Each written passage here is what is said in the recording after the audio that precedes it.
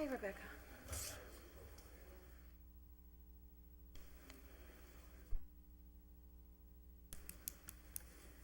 I'll let you get your coat off first. I'll let you get your coat off first. Do you know Jen and Dee are coming?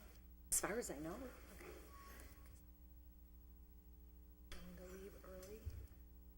I'm sure that I was here for some of the stuff that was filed under her name. Okay, sure. No one has told me that they can't attend. Okay. So I'm thinking they're just running late. Yeah. All right. Good evening, everyone. Seeing that we have a quorum and it's a little bit after 6:30, I'm going to call the meeting to order of the Ordinance Committee. Do you have a motion? Yep, motion to convene the meeting? Second. All in favor? Aye. And do you want to open your meeting before we open the public hearing, or? We just need to reopen the public hearings, so we can do Okay, that so now, I or we would- can wait until you guys go. Okay, so I'll accept a motion to reopen the public hearing. So moved? On which item? There's two, I think, that are public hearings. this There are evening. two that were, actually three that Three. were continued. Yep. If I have a motion to reopen, then I'll read them into the record if you'd like. But I think they need to be opened individually, because they're three Okay. separate public hearings. Okay, we can do that. So I'll accept a motion to open the first agenda item, which is a petition of Dennis Croto of Holyoke for a zone change at 79 and 83 Lower Westfield Road. So moved. Second? All in favor? Aye. Okay. Then I'll entertain, I'm going to do all three, so they'll just be open, if that's all right. If- Works beautifully If for it's, us, if it's thanks. allowable, then we'll just get that out of the way. Item 2 that will be opened for a public hearing. I think we should ask Kara if they could all be opened at the same time. Kara? Is there any? She said that's fine. Thank you. The other public hearing that will be reopening pertains to a review of the business, general business, highway, shopping center, and industrial zone to see if they can be consolidated and/or reformulated to make more intuitive and business-friendly commercial districts. I make the motion to open that public hearing. So, second. All in favor? Aye? And the third reopened hearing is filed by Counselor Lisi, that the city council consider making dimensional changes to the regulations for the BH zone. I make a motion to open that public hearing. Second. All in favor? Aye. Thank you. And I would entertain motions to reopen the public hearings for the zone change petition BL to BG and/or IG for 79 and 83 Lower Westfield Road. The zone change petition continuation to review Table 5.2 of the Table of Dimensional Regulations, and the zone change petition to review the BG, BH, SC, and IG zones to consolidate and reformulate them. Second. So moved. Second. All in favor? Aye. All right. We have 3 open public hearings. Okay, so the public hearing is opened, and is the petitioner Dennis Croto here? Touch of the flu, so I'm John Radharm's his charge for him. Oh, okay, and if you're authorized to speak for him, the last time that I recall, and I will defer to Counselor Lisi if I'm missing any details, you were not certain which zone you wanted to pursue at the last public hearing. Well, then we had a recommendation from the council to write a letter to ask for additional clarification on my original application. And at the last meeting, we were told that we ought to try to use the newer SC designation. So I checked a couple times in with the city hall in the last month or 2 months. And just last week, I heard that there's another possibility to a twist on the SC to an RC maybe, or something happening.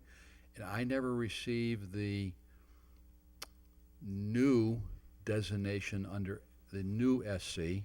So when I had the old paperwork, it did not allow for what we were asking for in it at all. Yet, last week and a half, so I came in to make the letter up, went to the city clerk, and she said she would take care of it, but then I went to another department and asked, and I never received a sheet that would describe the new SC, because I applied for it the way it says in the old paperwork, then there was no hotel designation at all. So I bailed out and said, I'll wait to see if we can get clarification from the city council, and your name came up that you're the new president for the Chair. chair. Excuse me. He's the Chair. president.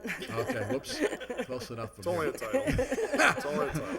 Head honcho's in charge, let's put it that, how's that sound? So, Okay. I'm asking that maybe we need another continuation, I guess is the right word, and waiting for these powers to be to come up with a definition of the new zone change specifications, and then we'll change our application to apply to that designation. But right now, if I ask to continue on what's there, that may conflict with what's the new style or new terminology coming up for zones out there, I think. Okay. So just by way of clarification, where the shopping center zone that you were looking forward to considering is that we have to start over with the public hearing process, Okay. re-advertise, go through all those steps again for it to be able to be considered due to legal, technical time requirements No problem. that lapsed before this committee reconvened Okay, with that's the fine. changes. Dennis is fine with that. I'm fine with So at this time, it's not an option that's available, so if you would like us just to continue the public hearing, we can do that. Mm-hmm. Unfortunately, I don't know when the date will be, So that will be available, so I would- my understanding is we're supposed to continue to a date certain. Kara, is that correct, relative to the public hearing, if we continue it?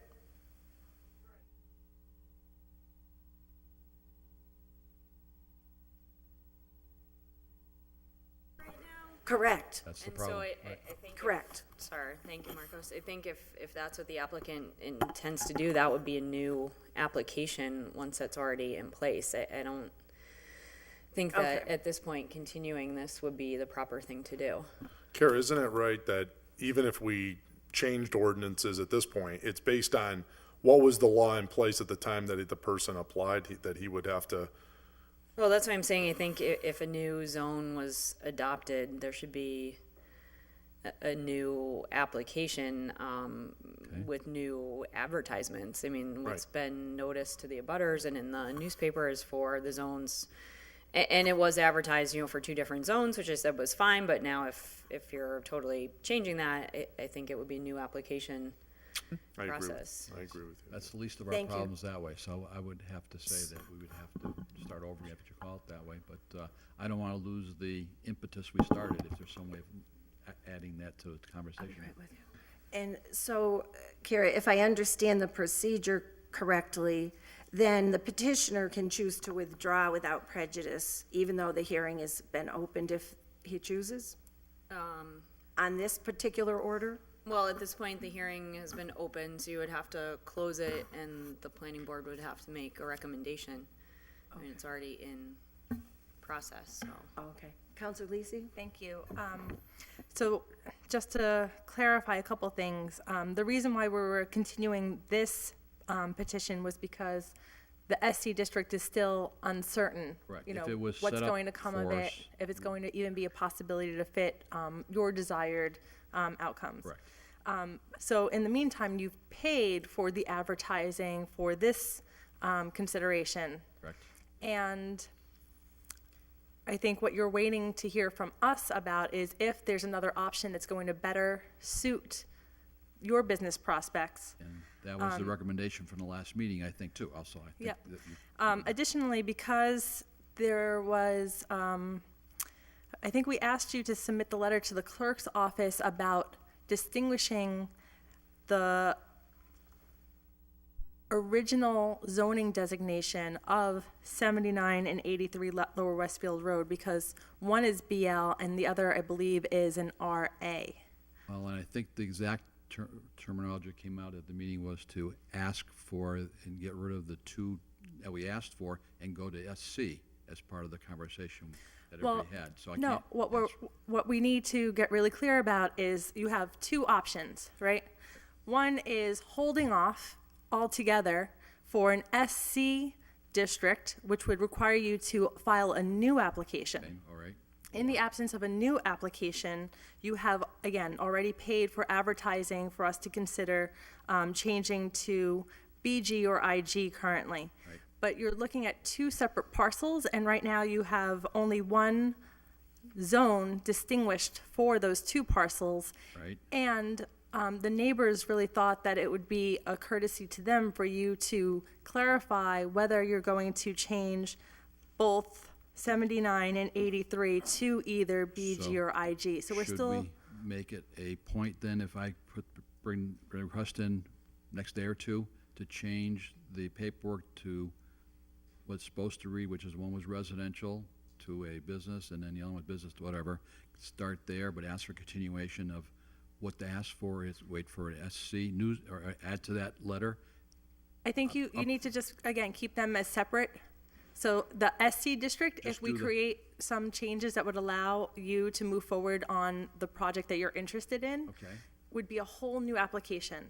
And so what we're trying to do, because that future is uncertain, is Just upgrade the. give you the opportunity to not have to pay again Okay. for an application and advertising on the existing districts that we have. But your application is unclear because you only have one current district delineated for two properties. Okay.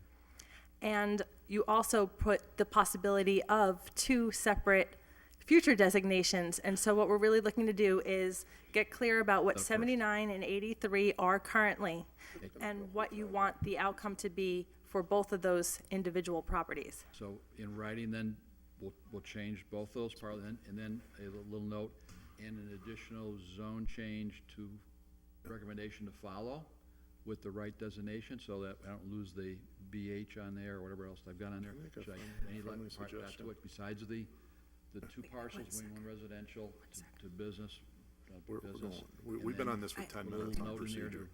to, leave open the designation to follow. I think what you should do is come in and set a time to meet with our administrative assistant, Good. who's been recording the minutes. And I think that it would be appropriate, no, that's our legal counsel.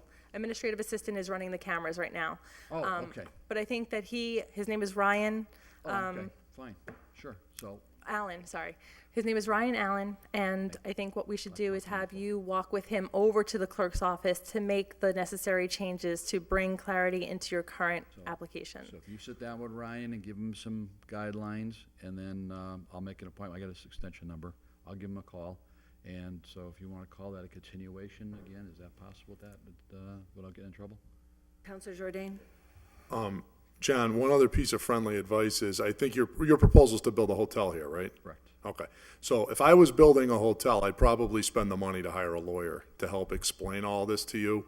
And you may also want to consider fully understanding your rights, fully understanding the procedure, have that all explained to you by someone who's your legal advisor. Okay.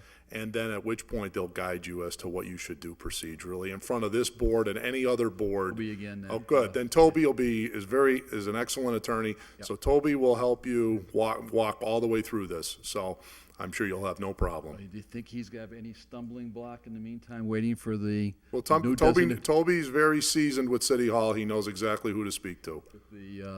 waiting for the zoning? But it's just that we're now 10 minutes here trying to explain procedure to you. Okay. And it's just that we do have a meeting we need to Okay, move fine, so I'll forward catch up with. with Ryan.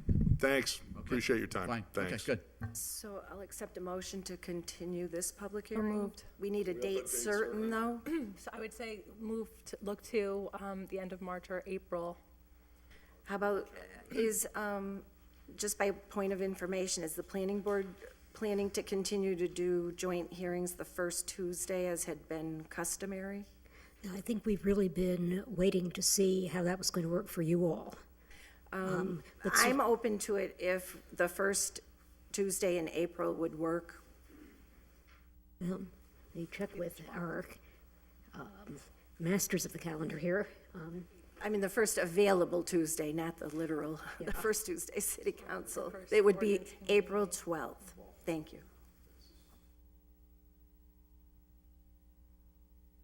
So what is the will of the rest of the board? Would we like to continue? Okay, great. I think, Yeah, we've got a plan. I was just thinking it would fit in with Yeah, your thank you. schedule. So motion to continue this public hearing to April 12th at 6:30 PM. Second. All in favor? Aye. Thank you. Motion to continue the hearing on the zone change application to the 12th of April at, what was it, 7 PM? 6:30 PM? I said 6:30, we could always start later, but. Okay, 6:30 then. All in favor? Aye. Thank you. Okay, so we're on to item number 2. And do we have further input from the public relative to this item? Is there anyone present that wishes to speak to it? This is on the consolidation of certain business zones. Seeing none, Was there what's the purpose in I would defer to I'm new to Councilor the- I'm new to the Lisi committee, on maybe. this, so she can fresh my give memory? us a summary.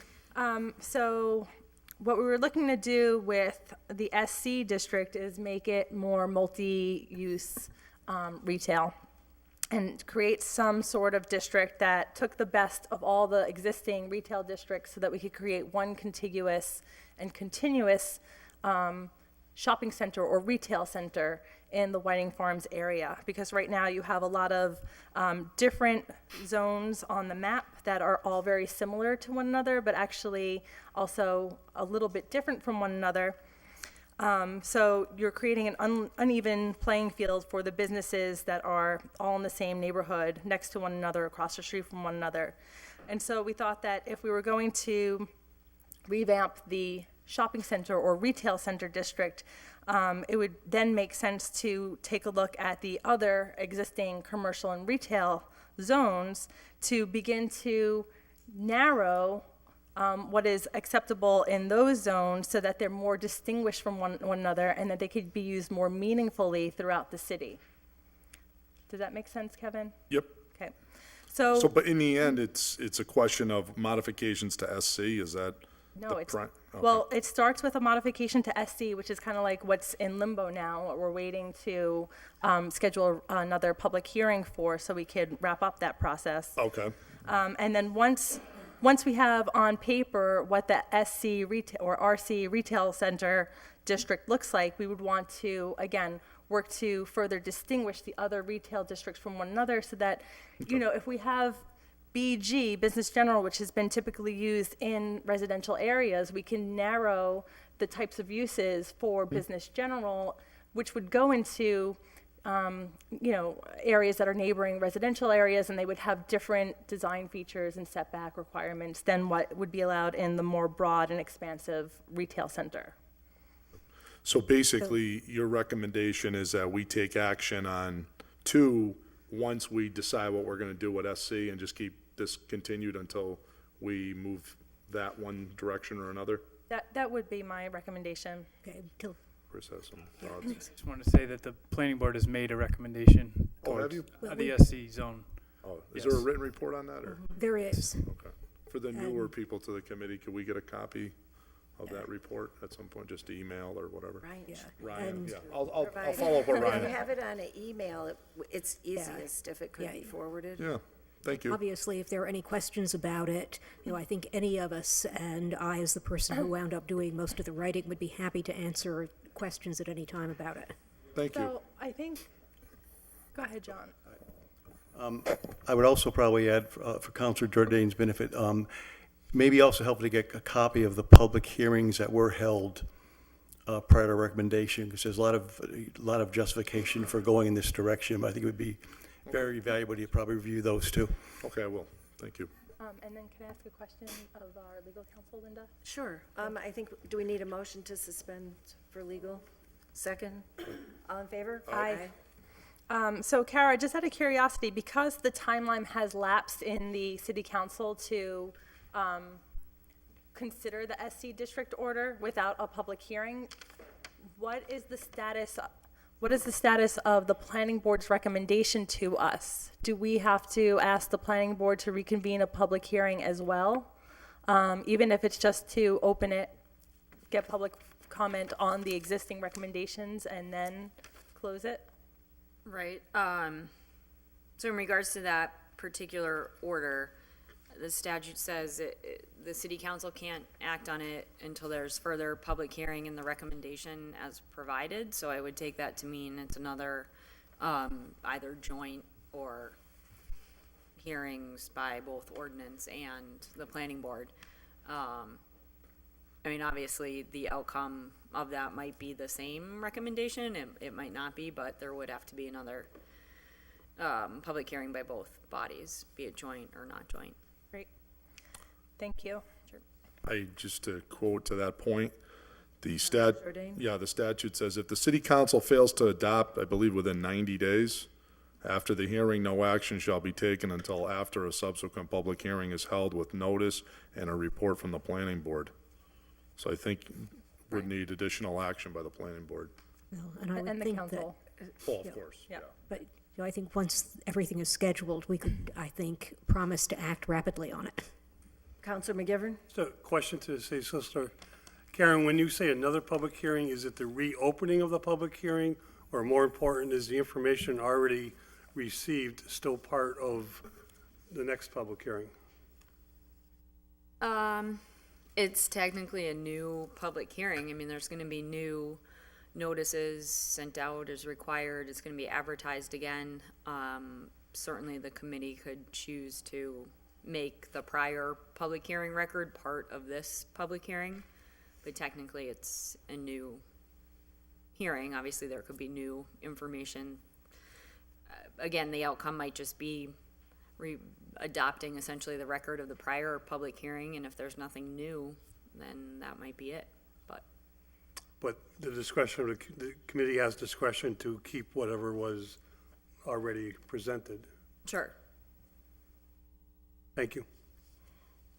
So, Counselor Lisi, do you want to continue this to a date certain? Yeah, I would say, since we have the 4/12 date set for another joint hearing, I would motion that we continue this to April 12th at 6:30 PM. However, it would really be great if we could just advertise for March, the SC district, so that by the time this April date comes around, we'd be able to have better knowledge of what the status of the SC district is. Can I make a second to your motion to continue to April 12th at 6:30? All in favor of the motion to continue? Aye. Ms. Reagan? Yeah, I'm just for clarification, could somebody explain to me why the city council failed to act on this? It didn't come out of committee Well- to the council by early January, which was the timeline that it would have had to gone to the city council by to be considered. Okay, so how come it didn't come out of committee? We got your recommendation on December 8th, and our last city council meeting of the year was December 15th. Thank you. That's the explanation. Just a clarification. Well, So on the 12th is going to be the public hearing for the No, shopping this, center zone? not at this time. No. This hearing I'm- is, I've had several people call me. I just Yeah, want to be right, able right, to tell them. that hasn't been decided yet, but this particular one is Counselor Lisi's, No, I understand there's a difference. okay. But what I just want to report back to the people who are asking me, will there be another hearing on the shopping center district at some time? Perhaps, I don't know yet. When will we know? Soon. Haven't talked about it yet. Okay. I just want to report back to my constituents. Sure. There's a lot calling. It's a good question, yeah. So the planning board needs to, So now we have item number 3, right? Oh, they're going to take an planning action. board we Continue. need, sorry, we need to continue our public hearing on this to April 12th at 6:30. All in favor? Aye. okay, so on item 3, we can take that up on dimensional changes. I'll defer to Counselor Lisi. Thank you. So this would be in conjunction with the previous order. I think the BH zone has been I mean, really, what I'm looking to do here is make sure that we could distinguish. So if we're going to have a BH zone, thinking about where it is, and perhaps that is where like the big box stores go, and we have different dimensional controls there. But it would be everything is relative. So depending on where we go with SC, that would have an impact on BH, BG, and IG. So they're really just kind of in conjunction with one another. So then would the same 12 also? continuation be in order? Yep. Okay. I think we also, just out of procedurally, should allow people to speak if they're here, to speak in favor or against. Is there anyone here on this item relative to dimensions in the BH zone? Oh, see, Marcos has his hand. Well, just a recommendation that the BG, BH, SC, IG order would seem to encapsulate any potential change to BH. So just one recommendation to just clean up the docket a little bit is the same work could be done under one order if the committee so chooses. Counselor Lisi, what do you think on that? Sure, we could also close this particular hearing and work under the other order to create those same dimensional changes. Whatever is your pleasure. Yep, that's fine. So I would motion then to close this public hearing, but I think we need to still allow public to speak if there is anyone. I didn't hear any, but I'll ask again if there is anyone who wishes to speak on item 3 relative to BH zone dimensions. Okay. So then I motion that we close the public hearing. Second? All in favor? Aye. And I too would entertain a motion to close the public hearing on the table of dimensional regs for the BH zone. All in favor? Aye. Thank you very much. Thank you. I just wish to note for the public that normally the 2 items that we are taking up next in Ordinance Committee are advertised and we conduct them jointly, but there was a technical error made by our administrative assistant, so that both bodies were not included. It is my intention to consolidate the public hearings for efficiency and convenience of the public and those who serve in both cases. But to keep these moving, because at least one of them had already been refiled because it had gotten stale in the folder, we will be opening the public hearing of the Ordinance Committee. And I've coordinated with the planning folks, and so they will be opening their hearing in 2 weeks in order to meet notice requirements on the next 2 items. And I thank you all very much Thank for you. your collaboration on that. Thanks, Planning Board. Thank you. Make a motion to open the public hearing on item number 4 relative to solar installations. All in favor? Aye. So item 4 was filed by me, and it's ordered that solar installations by right be limited to industrial and business zones. Any other solar proposals in a residential zone other than individual homes be subject to special permit. And the original language of my order, although it's not showing on this agenda, is a special permit by the city council. Okay. So we have the public hearing open, and because this is a public hearing where we want to hear from the constituents, if there is anybody here that is interested in speaking on this order, if you can use the microphone at the front and just make sure that it's on, and give us your name and address, and then this is the part of the meeting where you just get to let us know what your thoughts are relative to this change, whether you're in favor of it or opposed to it. So whoever wishes to come. Charlie Bleemer, 114 Rock Valley Road. I'm in favor of this wholeheartedly. We've got to do something to stop these eyesores from popping up all over the place. Holyoke is pretty much divided between a residential and an industrial area, and the industrial area is the purpose for that. You only have to drive down Old County Road, see the solar array with the half-dead abrevieties beside it, and that's the landscaping for that. Drive to the end of Muller Road and see what the people see there every single day. It's personal to me because I'm faced with an array coming right behind our property on Rock Valley Road in the Forestdale Cemetery. We always thought this was going to be a cemetery forever. Now it's going to be a solar array. Right now, it's supposed to be 2 acres. Who knows what it'll grow to? And the worst part is I have to look at the back of it, not even the nice shiny front. So I think this is a really, really important plan to keep the city the way it is, so that we have our residential areas, our rural areas, and we still have the industrial areas. We've got the Mountown Power Plant now. That'll be a good place for that, and we've got plenty of buildings down here where nice shiny solar would enhance the looks of it. So, thank you very much. Thank you.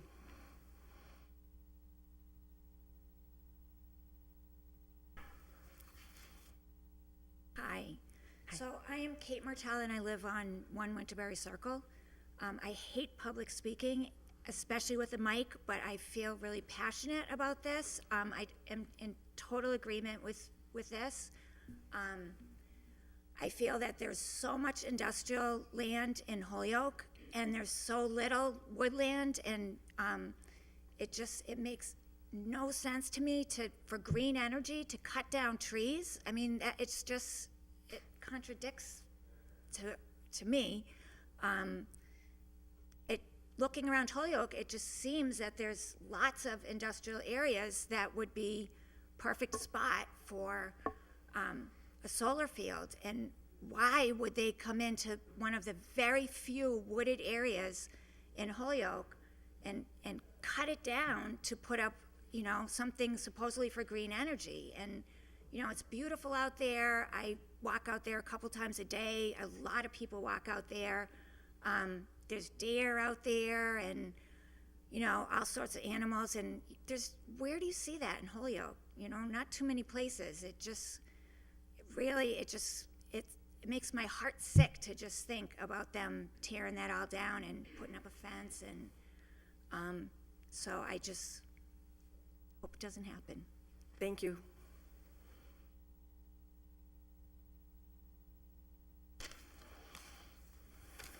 Mary Sue Mooney, with and without a voice, 114 Rock Valley Road. My husband has lived out there his whole life, and when his father and all the neighbors around were asked about having Forestdale come and buy that land, his father was one of the proponents that said, yes, a cemetery was a wonderful place. Some of you weren't at the meetings that we were at, and we understand that this is going forward, and unfortunately, it is in our backyard. We have a wooded backyard, and it's going to be right in our yard. But the concept, solar is wonderful. If our house was facing the right way, we'd have it on our house. But to have 2-acre array with no guarantees that this isn't going to change come down the road. It could be in your neighborhood, if there's an empty lot and somebody says, hey, this is good for solar. If this doesn't get changed, that's what's going to happen. Forestdale Cemetery, the man is a very nice man, but the business is changing. And there's a lot of acreage out there that people are cremating. They're not burying. And it would be really great to know that another 2 acres or 4 acres or 6 acres of solar array doesn't show up on other parts of our property butting up against it. So I really hope that this definitely gets changed. And I know when you did it, you were kind of forced to do it this way, but I really think you have to think about your neighborhood and where solar could pop up and look like County Road or look like what's going to show up in our backyard this spring. Thank you. Thank you.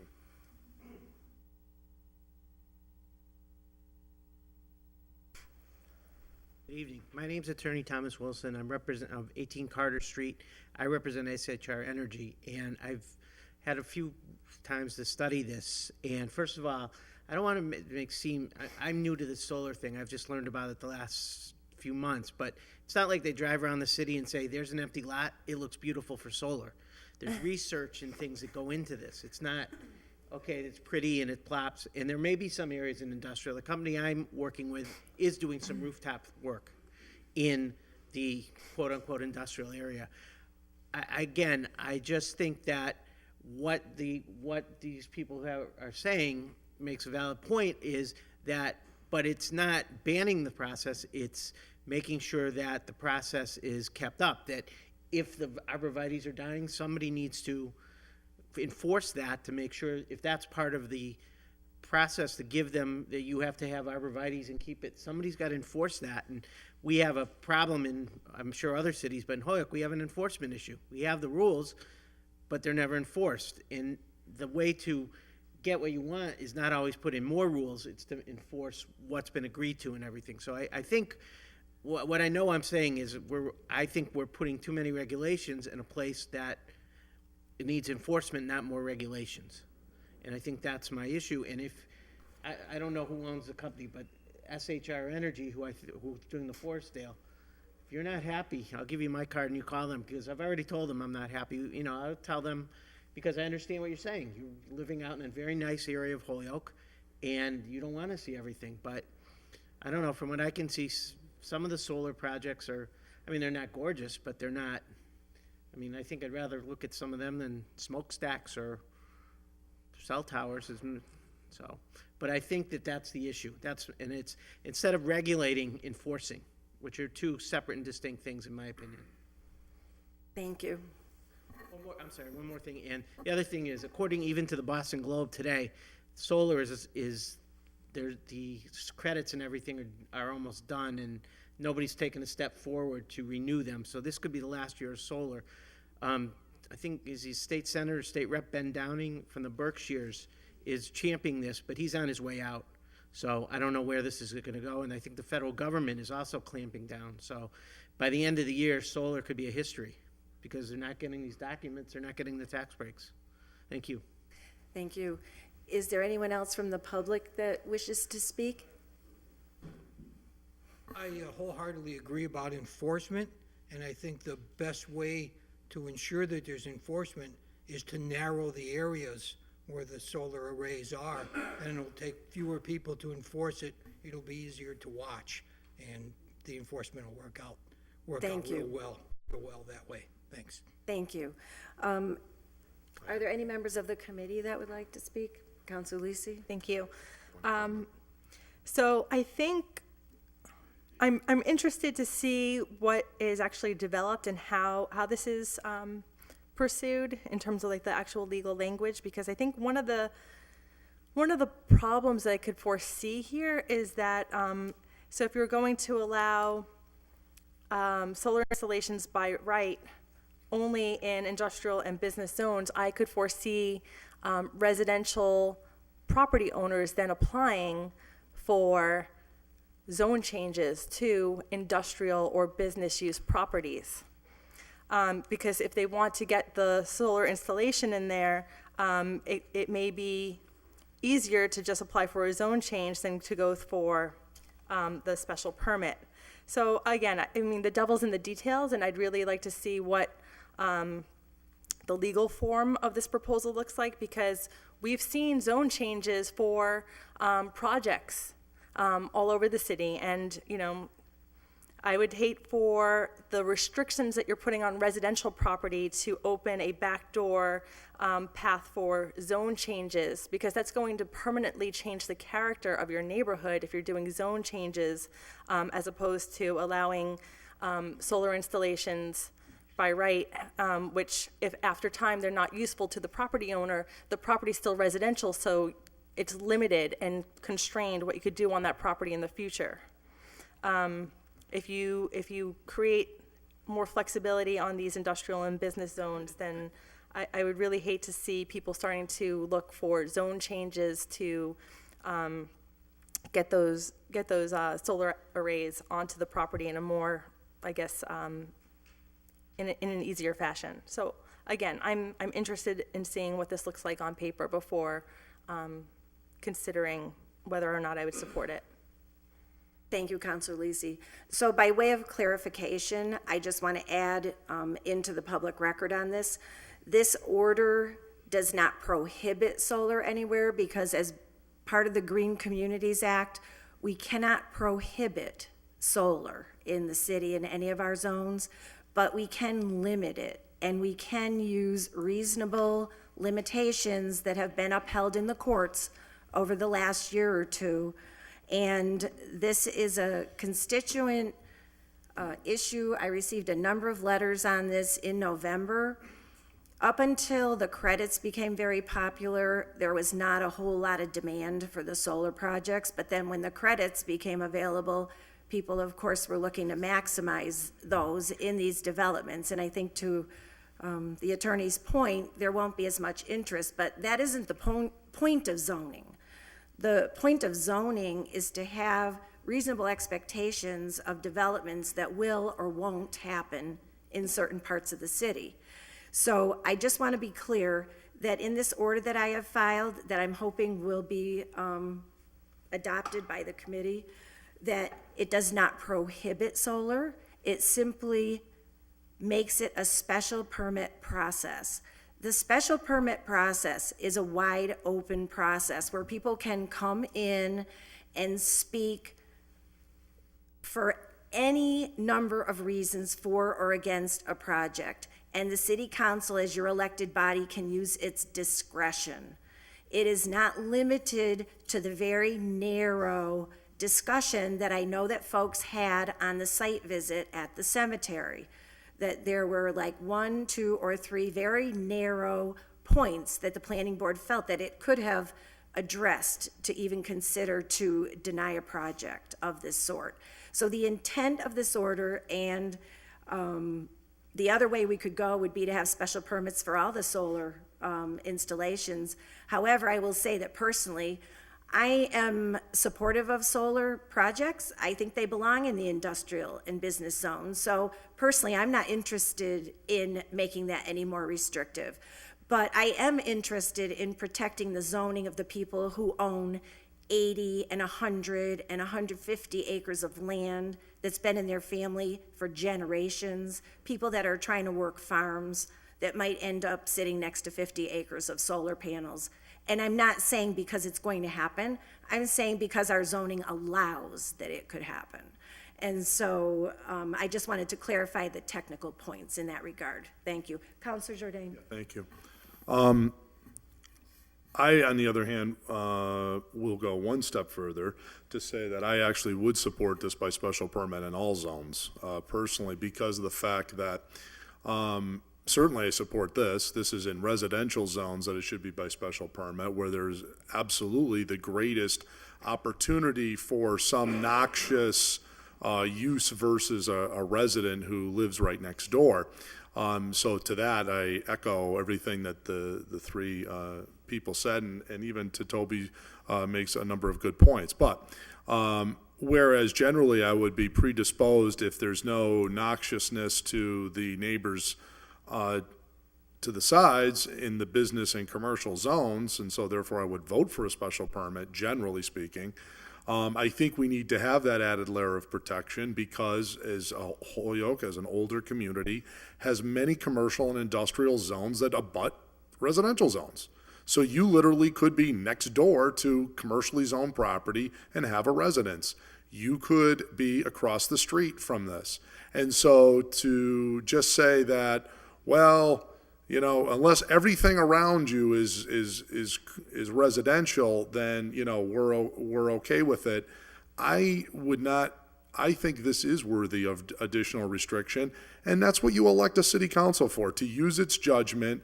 People will be heard. If there's absolutely no objection, then great, we grant it, and everybody moves forward. If there is significant opposition, and it's substantial, and it is reasonable, then we should hear that. And therefore, in those instances, and presumably based on the comments made earlier, there will not be a lot of these applications going forward. As a matter of fact, the city council just voted for a large solar plant to go over part of the Aegis Energy thing for the Parsons paper. So I voted for that. Obviously, this was in the best interest of the community, and so we voted for that.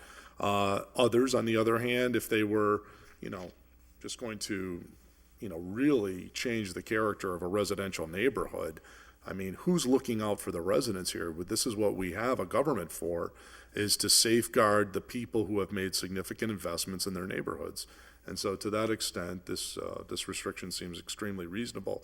To the point about zone changes, yes, if somebody has residential property that they would like to change to some commercial or industrial use for the purpose of pitching to us a solar array, I mean, the city council has wide authority to deny zone changes. The hurdle to get a zone change is extremely high.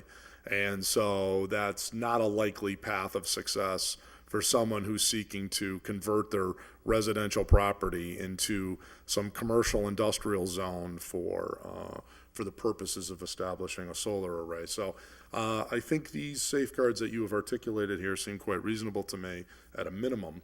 Perhaps I would even go a step further, but I would certainly encourage its adoption ultimately. I know we have to wait for the planning board recommendation, but that's certainly my predisposition. Thank you. Counselor Bartley? Thank you, and good evening, everybody. Sorry I was 2 minutes late, but Madam Chair starts on time, and I respect that. Thank you. So I just want to clarify a couple things. I'm just going to make one or two small points. This process in no way prohibits putting solar panels exactly where he's speaking about at Forestdale Cemetery. So let's just make that really clear. This does not prohibit it. So I got to repeat it a couple of times tonight. This does in no way stops it. Okay, what it does is it gets city council involved and kind of an extra layer of regulation, if you will, because there's already site plan review within the ordinance. So the site plan review is controlled by planning board.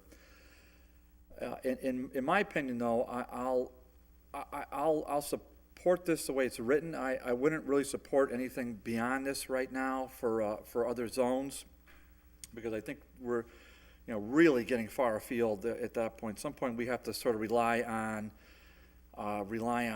the folks on planning board to do their jobs and to follow the ordinance and to put on the conditions that we want to see. So if people are using, and I'm just speaking extemporaneously here, I don't know exactly what they're doing, but I've been in Forestdale Cemetery. I've been there. I know there are trails back there, but if people are using private property for their personal hiking trails and that private property gets fenced off, that's the benefit of being a private property owner. You can fence it off. So I don't want you to get too enthused about this as if this is going to be, just continue it the way it always has been, because this does not guarantee that. If Forestdale wants to put a fence right there on his property line behind 114 Rock Valley Road, they have every right to do that, and there's not much you can do, and that ends the days of your hikes on their trails. What this does, however, is if there's a reasonable accommodation that can be made, your elected officials can get involved with it. So, for example, so maybe have a fence, but maybe have a gate on there, so long as they get the solar panels with the appropriate kind of screening, like the council president said and Madam Chair said. If arborvitaes are dying, then this body can put restrictions on that through the special permit process. So I hope that helps. At least that's the way I read this, and I don't think and I've read the ordinance now a couple times, so and I encourage you to do the same, is to read the ordinance, which I think it's chapter 8 or 8.4 if I'm specific site. So hopefully you'll do that. But as this is drawn and written up right now, I would tend to support it. Thank you. I see a member of the public would like to speak. Mr. Bartley, we are very well aware, excuse me, that this ordinance has passed and that it will be starting to be built in the spring. We are very well aware. It does butt up against our property. Whether or not there are any hiking trails, everybody understands it's private property, and Forestdale has been a great neighbor. That is not the issue. The issue is it looks awful. That's the only issue we have. It's in our backyard. That's all. I just want to clarify a point, and then I'll yield back to you, Counselor. I just want to take a walk back in history to steal Counselor McGivern's job. Mine won't be as far back, though, and I won't have as much detail. But the ordinance as it currently reads was written by us in the way that it was written, based on the advice of our planning staff and board at the time. The understanding at the time was that we could not prohibit it, and we had to make it as of right. After we enacted the ordinance with that understanding, because I was questioning that myself, because I personally have never seen the benefit of cutting down trees that filter air to make it clean, to put up solar panels, which, trust me, are going to be landfill nightmares in 15 years when they all degrade, because they're far from green when their life is over. So I questioned that specifically at the time, and I think it was the generally held understanding. This was all new legislation, new ordinances. I don't think there was anything, I don't think there was any ill intention. But be that as it may, the only reason that ordinance was written the way that it is was because we understood it was the only way that we could write it. So I don't see this as putting more restrictions. I just see this as correcting something and putting it the way it would have been written originally if we had understood that it was within the law and the rights of the city to do it. I don't think there's really many, if any, on the council that would see a value to the other option of clearing our woodlands to put up solar.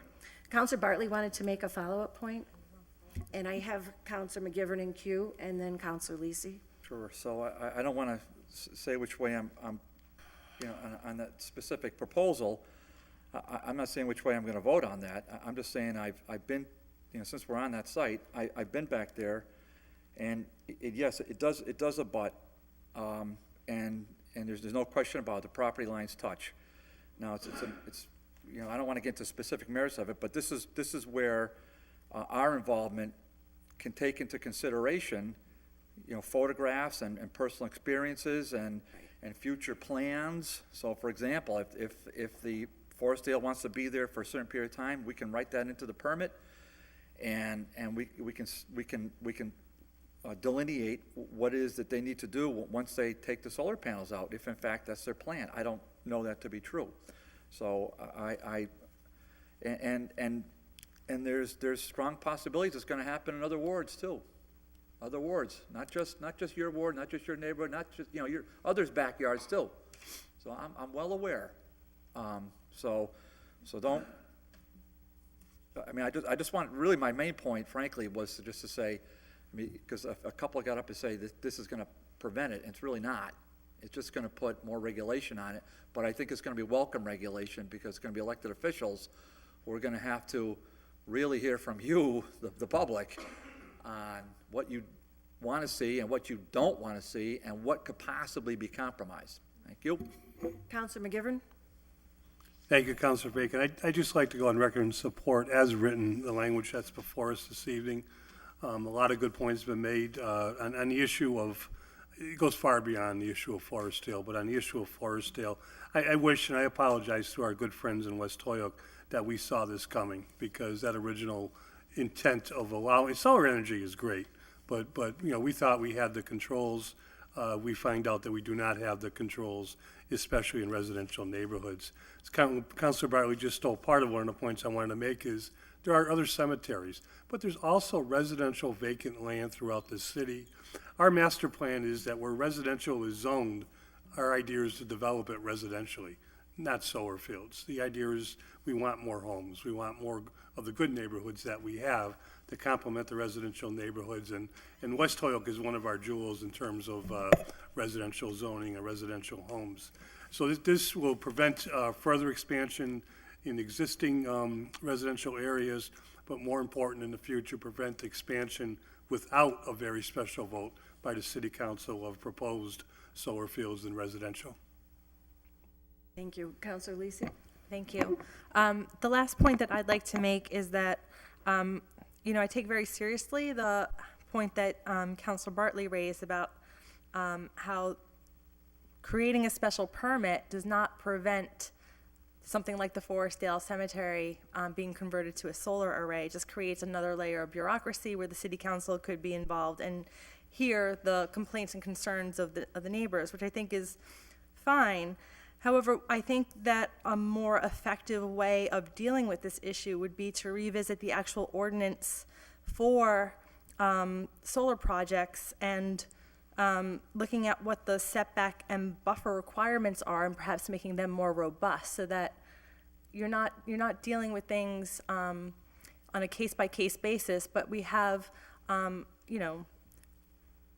guess, more robust is the best way that I could put it. More robust, more generous setback and buffer requirements so that you guys are protected by right, or in terms of, what would be allowed on the property has already a thicker buffer planting requirements. I think that's really the key to creating the protections that you want as opposed to the city council process, because it's not going to prevent it, and we can only create restrictions or conditions that are allowable by the ordinance. So if we were able to look at the original ordinance and touch on the setback requirements and the buffer requirements and the planting requirements, that would actually offer a more, I guess, long-term level of protection.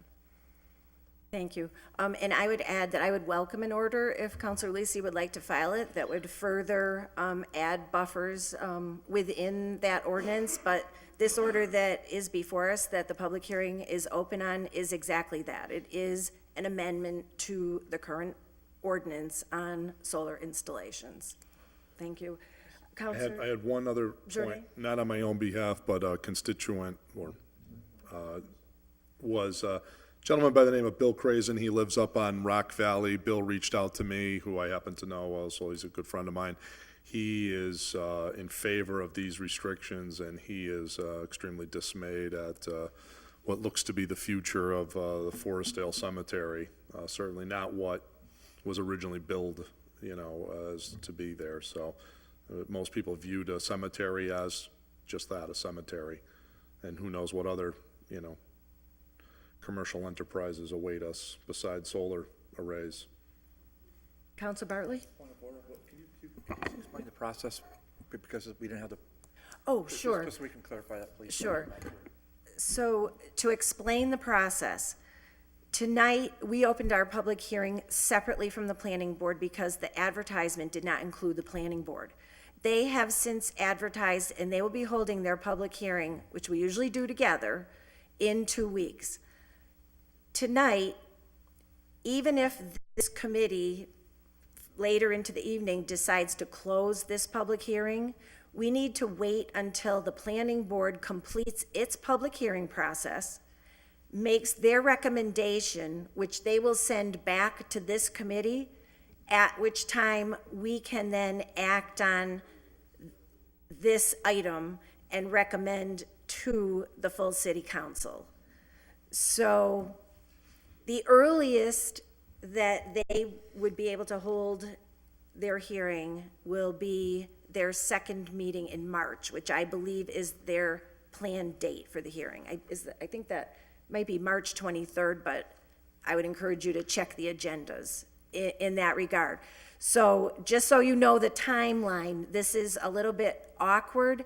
If we had met tonight together, then they would have given it back to us, and it probably would have saved a couple weeks in time, maybe, but that's the difference that this makes. So do we have to continue this to a date certain also? No, I checked with our attorney, Kara Cunha, who's also here if she needs to clarify anything, that we can open our hearing, we can close our hearing, we can ask for legal form. We just simply can't make the recommendation to the council until we get the recommendation from the planning board. And the clock is 65 days. Oh, and thank you for reminding me of that. I have it highlighted on my agenda to correct in the public record. The date that the clock started ticking on my order is January 19th. On the agenda, it says I filed the order December 1st, which I did, but because I knew the clock would run out, I refiled it on January 19th because it had not been taken up in December. So the clock started ticking on this one on January 19th, or close to If I that. could, Councilor Bacon, if you close the public hearing, that starts the city council clock, which probably would be okay, except if the planning board doesn't get a recommendation to us within our time period, we can't even vote on it. So it's just to be careful, I would suggest. Thank you. not to close I the public appreciate hearing. that point of They could get information. snowed out, or they could, their period will go longer than ours. Okay, and under suspension of rules, if I could ask our attorney, Kara Cunha, relative to actions of the committee tonight, given we're still contained by the 65 days regardless of our 90 days. We've had the hearing. The 65 days is you have 65 days to hold the public hearing, so you're fine with that. Okay. You have 90 days from the close of the public hearing to make the decision.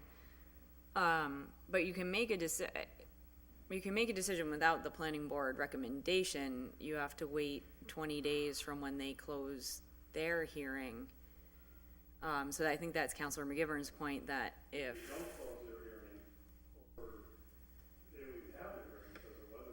Just safe to continue. I guess, Why take a chance? and the only thing would be I could clarify, but I would have to look into it, of whether the 90 days would actually run from when the planning board closes their hearing, because we haven't actually, we've always done the joint hearings, so I could clarify that for you, but I don't have that answer right now. So as a point of order, can we request you to put this into legal form?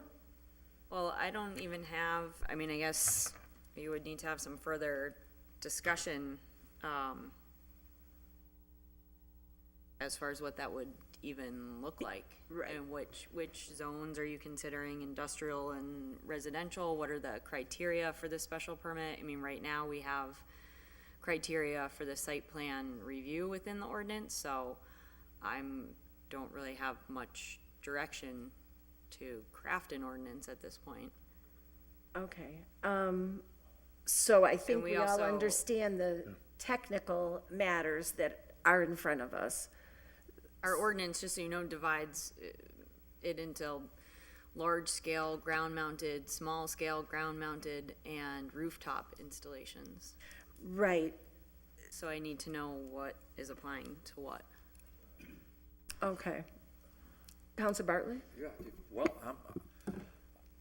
it's just my suggestion that we continue this to, and I'm just so you make sure the planning board meets, we continue to March 8th, and I won't make that motion yet, but we continue to March 8th, the public hearing. So I would suggest that the planning board will meet somewhere between now and then.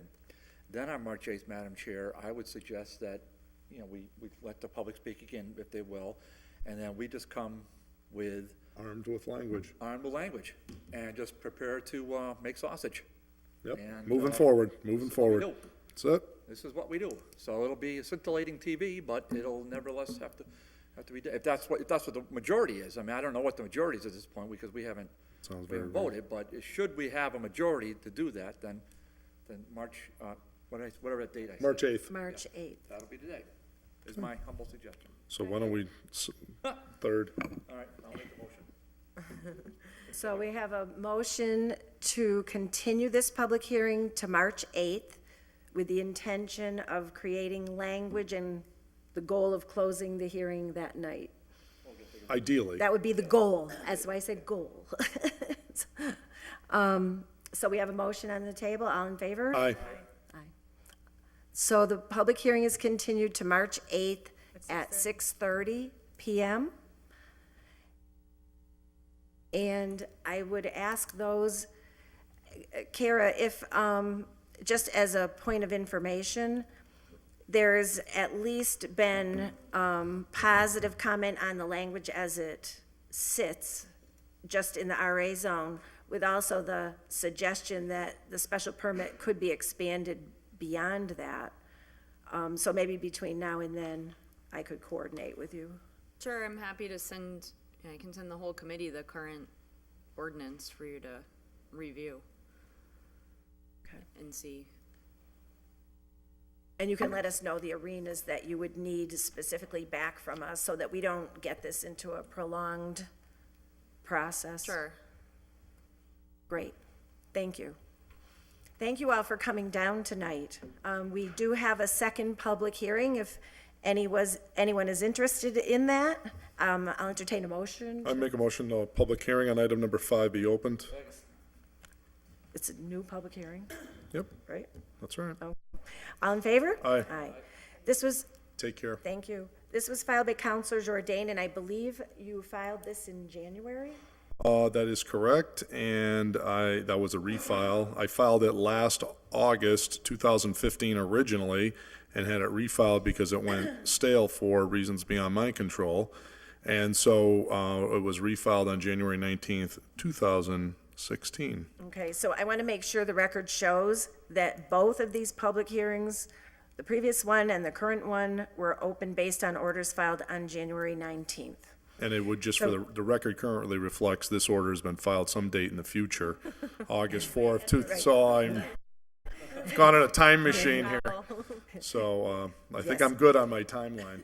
So to read the order, ordered that zoning section 7.1.1.4 be amended as follows by adding the following clause.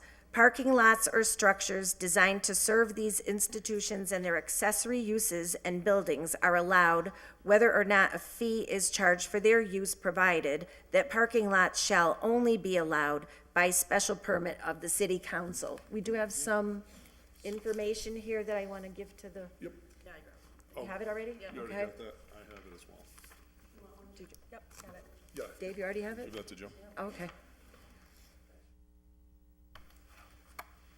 So I will first ask if there's anybody from the public that is here to speak on this matter. Seeing none, hearing none, I'll defer to the maker of the order, Counselor Jordan. Thank you. For reasons, again, lost on me and perhaps history, hospitals were given a wide exemption from our zoning with respect to parking lots and that's both accessory parking lots as well as accessory structures. As best as I could ascertain, this exemption has been there for at least 30 or 40 years.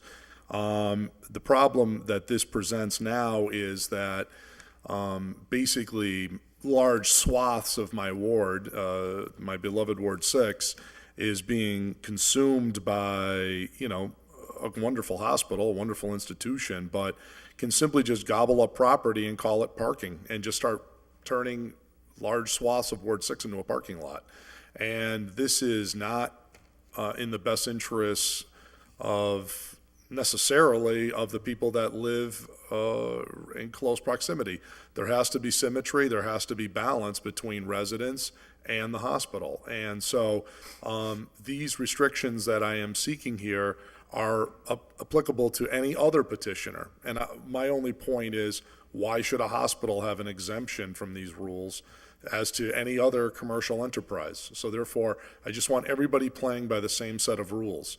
And I see this as continuing to have issues in particular, as long as the hospital either doesn't put up a parking garage or deal with its insatiable need for additional parking, which I recognize, it's a good thing. We want Holyoke Hospital to thrive, but at the same time, you can't, we had a really pretty awestruck moment where, basically the end of Isabella and the back of Pinehurst was just people, all the neighbors came out one day and there's just people clear cutting all these trees and just installing this massive parking lot without anybody at the synagogue knowing about it, without without the cantor who lives in the house that's owned by the synagogue knowing about it, without any of the residents on Pinehurst knowing anything about it.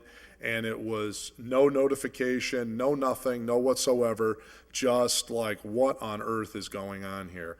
And even under, I think even the hospital at this time recognizes this is not the way to do business. And so I had reached out to Spiros to let him know, who was the president, for the record, of Holyoke Hospital, that I would be filing this. He did not have an objection to it. He says, hey, we'll play by the same rules as anybody else. And so That was the genesis. I also had the opportunity to speak to the building commissioner, and I had a great conversation with Damien, who's very articulate on all these issues.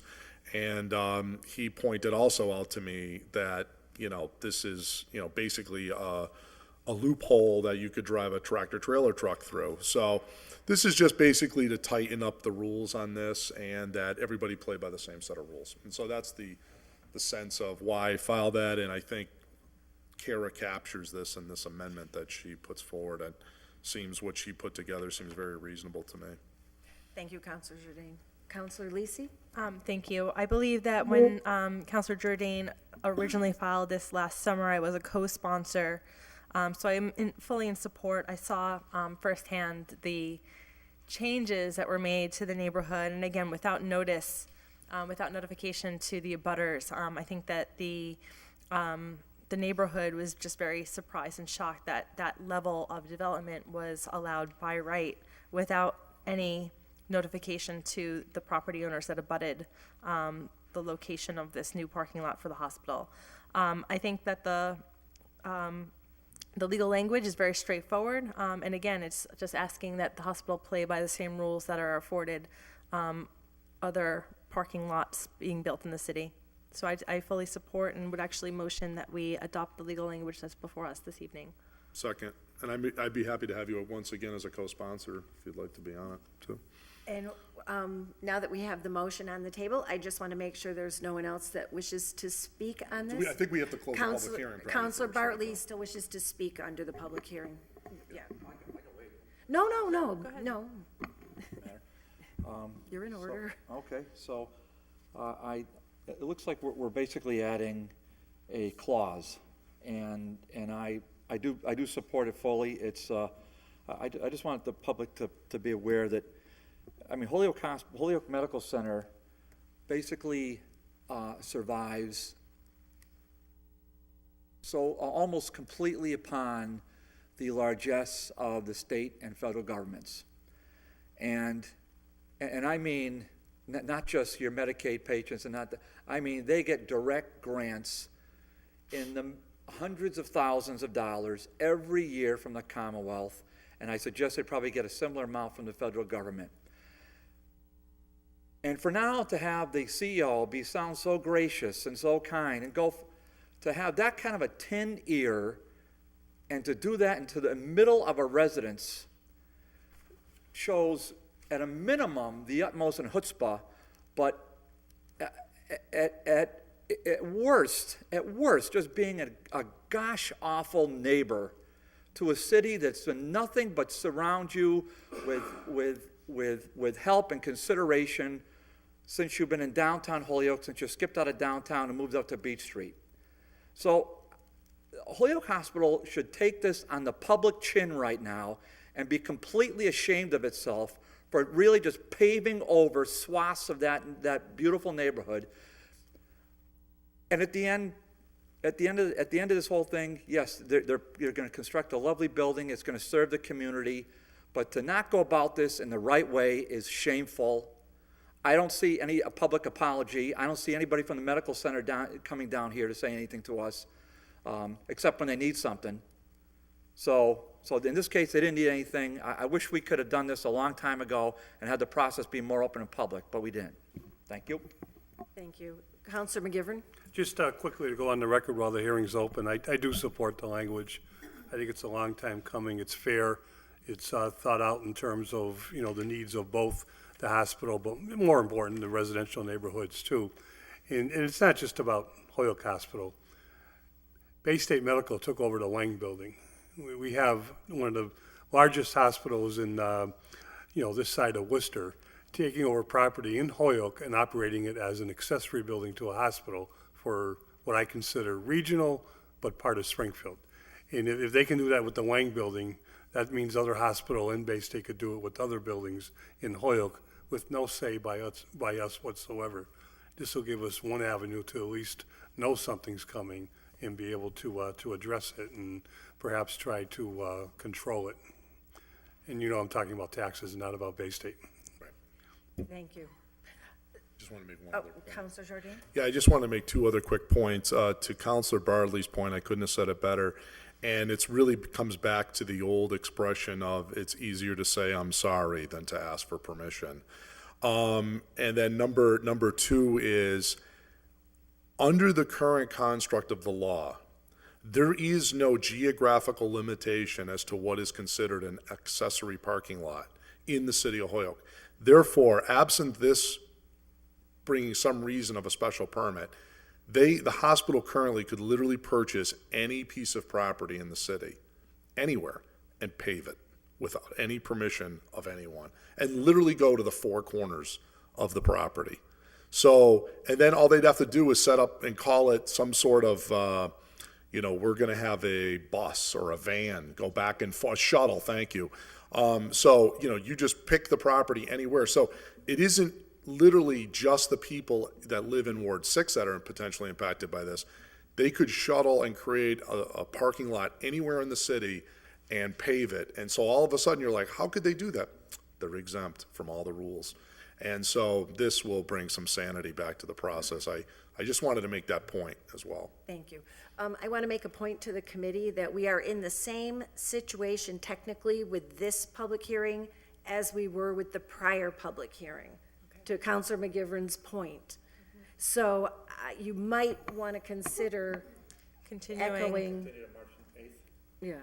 6:30 PM. Okay. 6:30 PM, right? I don't want to goof this Second. up, so Do you let's do know, it. I I agree. mean, Yeah, you're in right? this situation. Yep. So I make the the- motion, is that a motion? To continue to March 8th. It's 6:30. All in favor? Aye. Aye. If the committee would grant me a suspension of the rules so we could take up 20 through 24 out of order. So moved.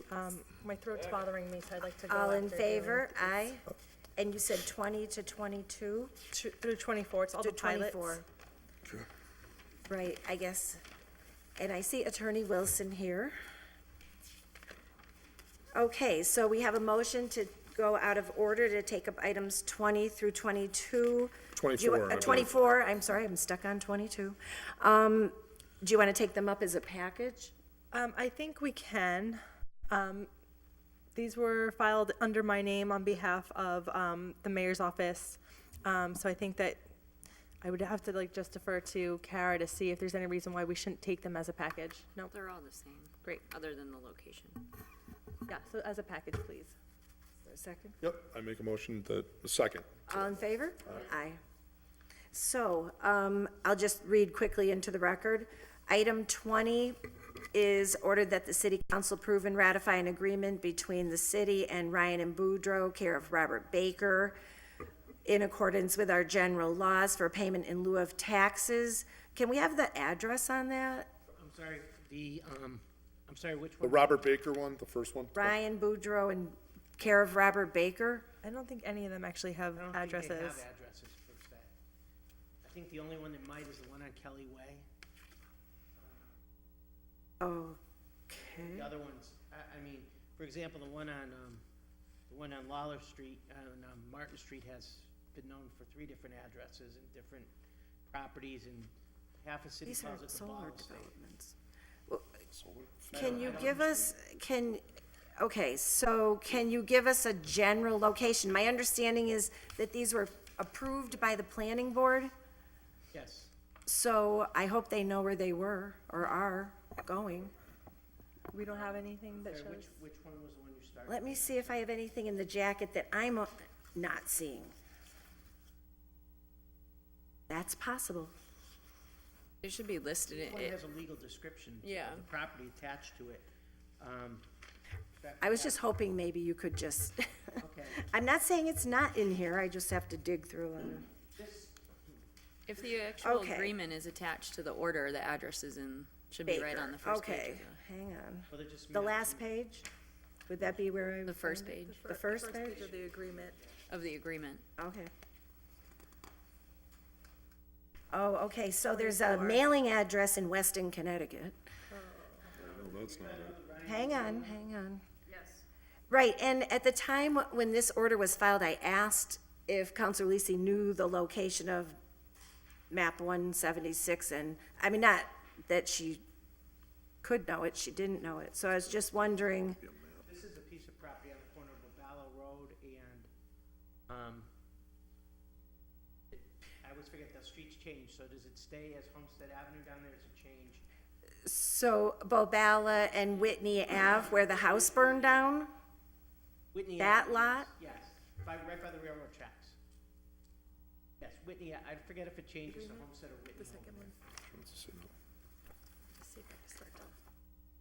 So this is an example of a solar development that's going in a residential zone, industrial and into the residential on I mean, Whitney? it's closer, in my opinion, it's closer to, the way I see it, it's actually closer to the corner where you have the The building. industrial? The office building, and you have the People's Bank building, Leduc is down there, so yes, I believe it's close, it is closer to that area than it would be the homes you're talking about on Whitney, up on that area. Right, but it's part of that lot that runs up next to the Yes. track there? Yes. Okay. I mean, these matters are before us really as a technical matter on the pilots. They've already been approved through the planning board, so we don't have a role to play in whether they're happening or not. We're, Then I motion that we give, But- to withdraw. We but- have no role? And so Well- if we say no, do they go through? yes, as far as I know, and under suspension of rules, I would defer to our council, but So these agreements are pilot agreements so that they will actually be paying They're the for the city taxes. taxes and generating revenue to the As city. opposed to what they're paying now? They're tax exempt. All these properties are tax exempt now. And they're- so these agreements are for them We'll have to to go through pay and find out taxes why that on is. the personal property, which is the equipment. So, I mean, you're correct. They've been approved through site plan. The projects will go through, but with these agreements, they'll actually be generating revenue to the city. But, If these aren't approved. Whether it's they- good or bad is a different topic. The question is, does it need a permission to be The approved? agreements do need the Okay, council's approval. thank you. That's what I correct, thought. correct. But the point that I was trying to make was that we're not acting upon whether the project will happen. We're acting on the agreement Yeah. relative to the taxes. Right. That was the only point I was making. Oh, okay. Not that we had no role, just that we didn't have a role relative to whether they're happening or not. Oh, I see. If I may too, I believe that they all come into tax under the commercial rate. So there's more, Well, let's plumb Well, into that. and so, go ahead, sorry. Yeah, that'd be a nice start. I'm not positive. Counselor Bartley? Okay, so I'm just, thank you. And I'll ask Toby, why are we voting on these now? When we don't have projects in place? This is in anticipation of projects being in place, or? These, if I What- may, Counselor Bartley, Yeah. before I start, I must congratulate you. You have one of the best Yiddish pronunciations of the word chutzpah I've heard. Thank you, appreciate that, For thank you. Goyim, you do a Appreciate very it. good job. Thank you. Second is, in order for the project to begin, this has to be approved so that the agreement for what the city will be paid and what I don't want it to be. will be done this is what the agreement between the city and my client as to what the city's bang for their buck is, what they're getting and things like that. So I guess the question is, if the city weren't going to approve this or anything, I don't know why, they probably wouldn't go forward unless they had they need this approval. So they would have Well, it's gas and electric and everything. No, I hear you. So I guess Madam Chair, may I? Okay, Yes, yeah, certainly. Thank you, okay. So I guess what I'm asking is, we've got 5 projects here that I don't know whether they're gonna be approved directly, approved with a potential special permit, or disapproved. I don't know what they're gonna do. So if we, just hypothetically, Toby, if we table this until that date we came up with before, does that make a difference? They've already I been, believe these are prior to that, so. they've already gone through the site plan been review reviewed. under the current ordinance. Right. Any changes you make have no bearing on Right. these. The ordinance doesn't touch these. The discussion you had prior Mm-hmm. doesn't touch these at this point. No, they've all been approved by the planning board through site plan review under the current ordinance. I mean, I don't know, I would leave Toby to speak for his clients, but I would imagine the project would go forward, and it's gonna go forward, and the city's not gonna get the tax revenue. Right. So this is, I mean, I think his clients would probably be happy to go forward if you don't approve this, Right. because they won't be paying the tax revenue, so There's a personal property tax. Which is agreed to in these agreements. that's all agreed. Assuming we agree to that. Notwithstanding, you're subject to other law to Correct. that. And it's an area that is rather gray, and therefore you're trying to clarify it with the benefit of these agreements. Right.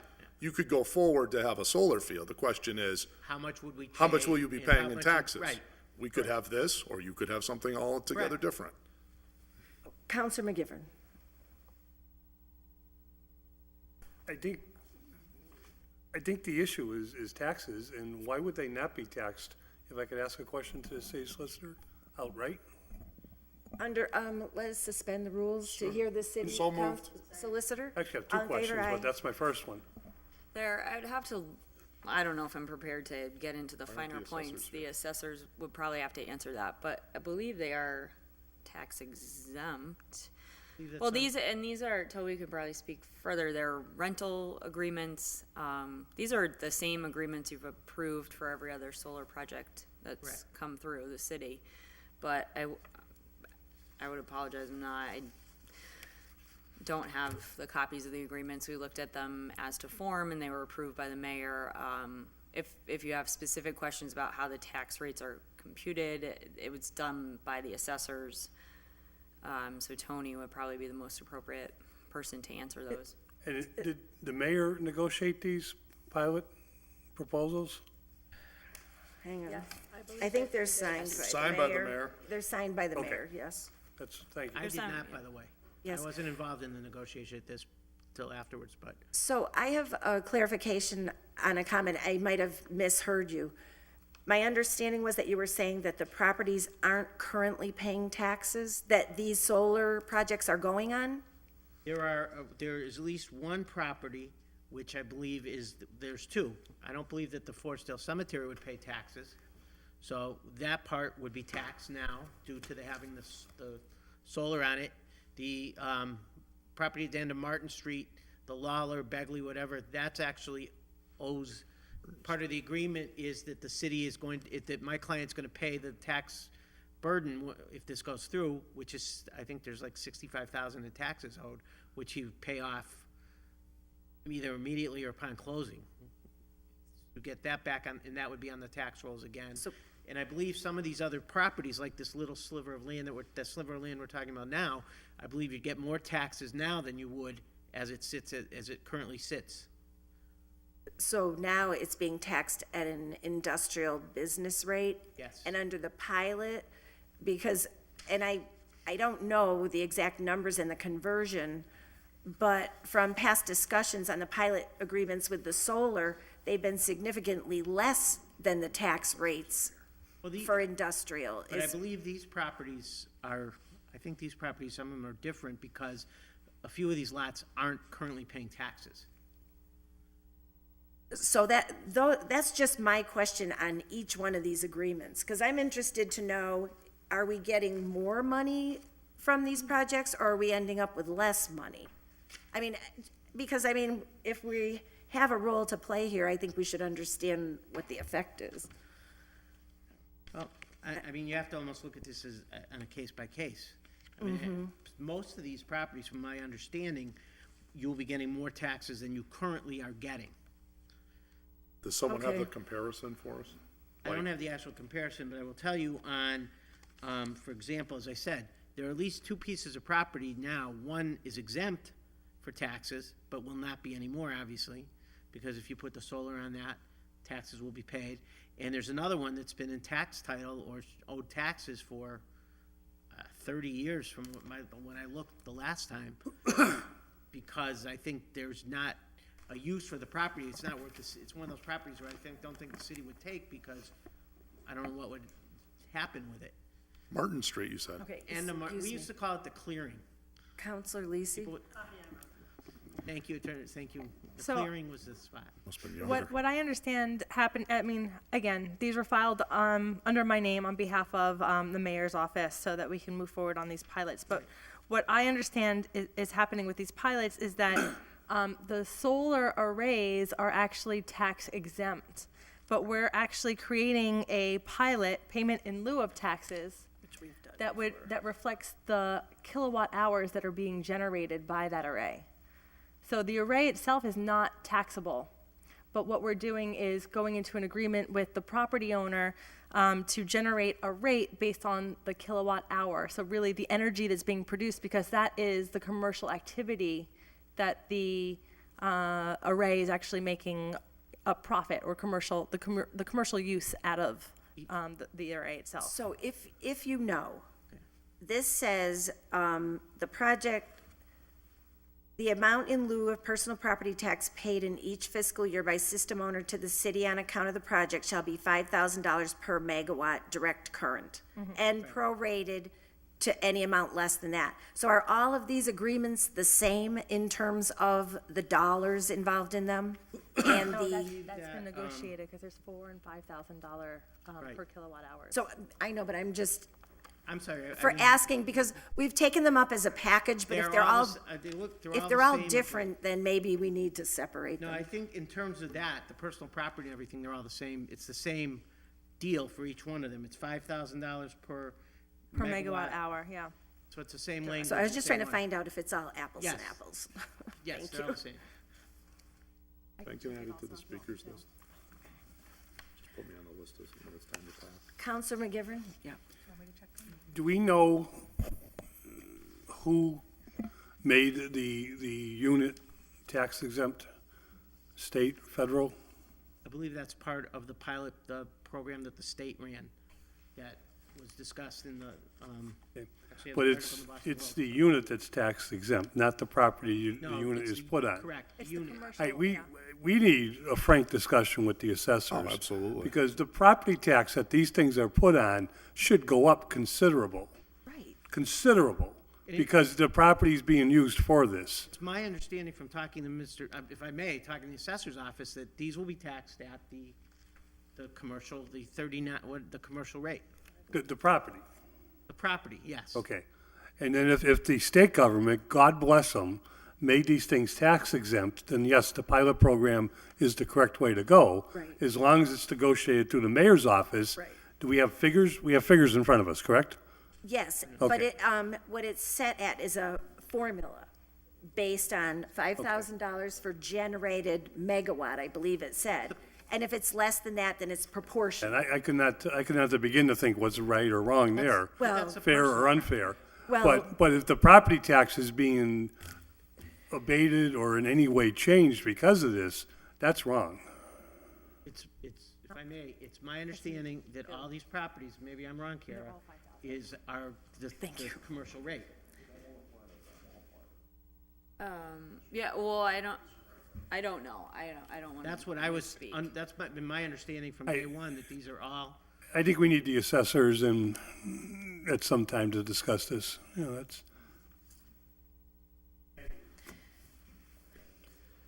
Counselor Jordan?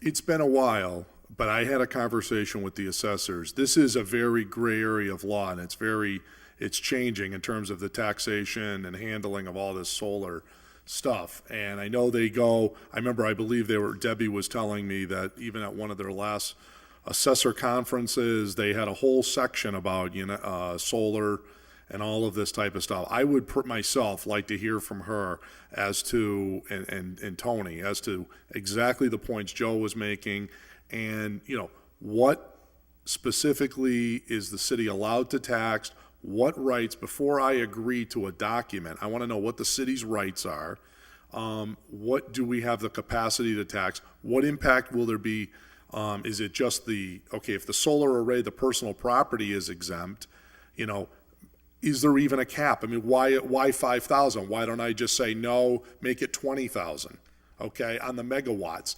Is there a restriction somewhere on that cap? I don't know that. I'm not sure you know that.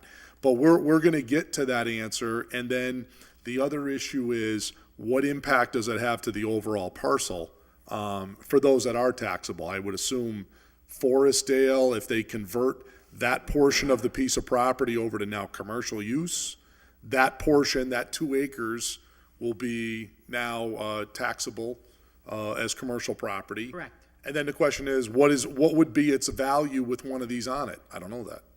Well, I believe, it was my understanding that during the course of not only was the mayor's office involved in this, but the Holyoke Gas and Electric, who is that's the customer. Property owner. They're pardon me? Aren't they the property owner and they're in a lease agreement with the, No, Holyoke Gas and Electric doesn't. Who, the Holyoke Gas and Electric? don't they own the solar arrays and then the company that is coming in is like the leasee? Yes. Yeah. But they don't own the property. I'm sorry, I misunderstood what you said. They don't own the property now, but the Holyoke Gas and Electric has been involved in all these negotiations as well. Well, they're purchasing the power from them. Right. Yeah. And they are SHR Energy, I'm sorry, they're the maintenance and the construction and putting the money in to build all these things.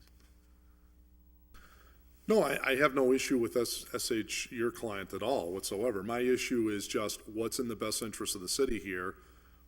These numbers that were arrived at, what significance should I put behind them, and what were our other options in terms of, 5,000? Is that number magical, or is it have some legal significance to it? I believe it's based on the kilowatts that the gas and electric, I'm not an expert in this. There's a certain amount of kilowatts that the Holyoke Gas and Electric will buy from these projects. They're not gonna just buy everything, Right. There's a certain amount that's part of this pilot program. That's what that's based on. That's, again, the personal property, and I agree, as to the taxes of the property itself, that is an issue that I was under the impression that was all done with and everybody understood that. That's until today, and actually I too questioned my client about that, and he told me that he thought the mayor had provided all that information to everybody, and I guess he hasn't. I haven't seen it. It's not in my packet either. Oh, But- okay, I just No, wanted it's to not make sure I mine wasn't either. missing something, because I'm not But that I know familiar after with this. discussions with my client, he's prepared to pay, because we've been going over the 39, and I can never remember the tax rate. So for these properties, he understands that these properties are gonna be taxed at that rate. But as to the value, that's a question you have to ask the assessors, I would believe, because I don't know what value. I mean, some of these projects are, several $1 million putting this stuff together, so I imagine, But the pilot itself is only relative to the personal property and the megawatts coming out. There's no, whatever the city comes up with for the real estate portion of it, that remains unchanged by these agreements. yes, that has nothing to do with these agreements. So, You can send the assessors, they will do their job. Right. right, so just to that point, under item 4, it states that the assessors may allocate the value on which the tax is based between the project's real property and personal property in their determination of the full and fair cash value of each. So, I think we're flying blind here. We need the assessors, and we need quality information and knowledge to discern what is in the best course of the city. So, to that extent, I think we should table these items until the next available meeting. The assessors can come in and have a conversation with us and go through all these fine points, and then we can make an intelligent decision and move forward. So, I would make a motion to table the 4 items. Motion to table is not up for discussion, is it? Well, it hasn't been seconded. Well, I'll yet, withdraw it so- if somebody wants to I'll withdraw it for now if somebody else wants to speak, because it isn't a debatable motion, but. Counselor Lisi? Thank you. So just out of courtesy to the applicants, is there any specific timeline that you all need to meet? Because if there is, I'd say we could probably send a communication to the assessors and ask them for some of these questions to be answered, and perhaps, Did I understand that you set up a meeting for March 2nd for? March 8th. 8th. but these aren't under a public hearing, so. Right, so Right. no. So is there another meeting date in between now and then if there's no We're public gonna hearing? meet in 2 weeks, right? Right, we meet in 2 weeks on the I would ask you to set it for 23rd. that date then. Yeah, why not? Yeah, Get the assessors. If there's no public hearing, that's fine. yes, Yeah, it seems we could do reasonable. that. That's not a problem. In the meantime, I too will ask them and Yeah, make we'll sure get- they send you all the information. Yeah. Yes, because we've had a couple of these come before the full council, but we haven't had it, I think, in a year or so, any of these come through. So thank you for bearing with us. That's okay. I think, but again, this probably get used to it, but I don't think there'll be more coming. judging by the Boston Globe this morning. Interesting. Thank you. Yeah, no, thank I you. hope that, pardon me? Yeah, then we'll be Yeah. over with by the time we get our Daily. act together. I make a motion that they're tabled until our next council meeting. Thank you, The Toby. ordinance committee meeting on the 23rd, Okay, and they're 6:30. 6:30. Yep. And can I have a second? All in favor? Aye. So if everybody will excuse me, I'm gonna go home. Take care, Rebecca. Feel better.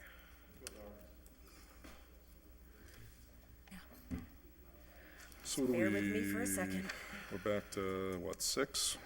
Yes, so, as I had prior to the last meeting, I sent out a communication to the full council with a number of old orders that had been in the jacket, and that would encompass for our agenda tonight, items 5 through 16. Oh, yes. Yes, sorry. 6 through 16. I have been asked to take up item 9. As well as 11. Okay, so, And item 11, so, so I can make a motion to take up 6, 7, 8, 10, 12, 13, 14, 15, and 16. Take them all up, as some of the rules, take them all up as a package, yes.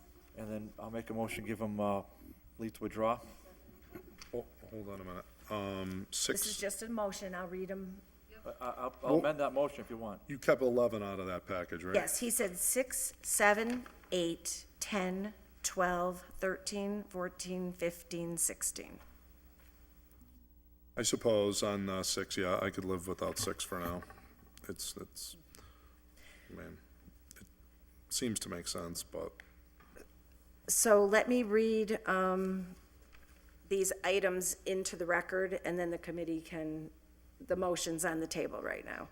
So item 6 was filed by Councilor Jourdain in September of 2014, that the ordinances be reviewed to make sure that large commercial vehicles such as tractor-trailer trucks are not being parked on residential streets overnight or for longer than an hour.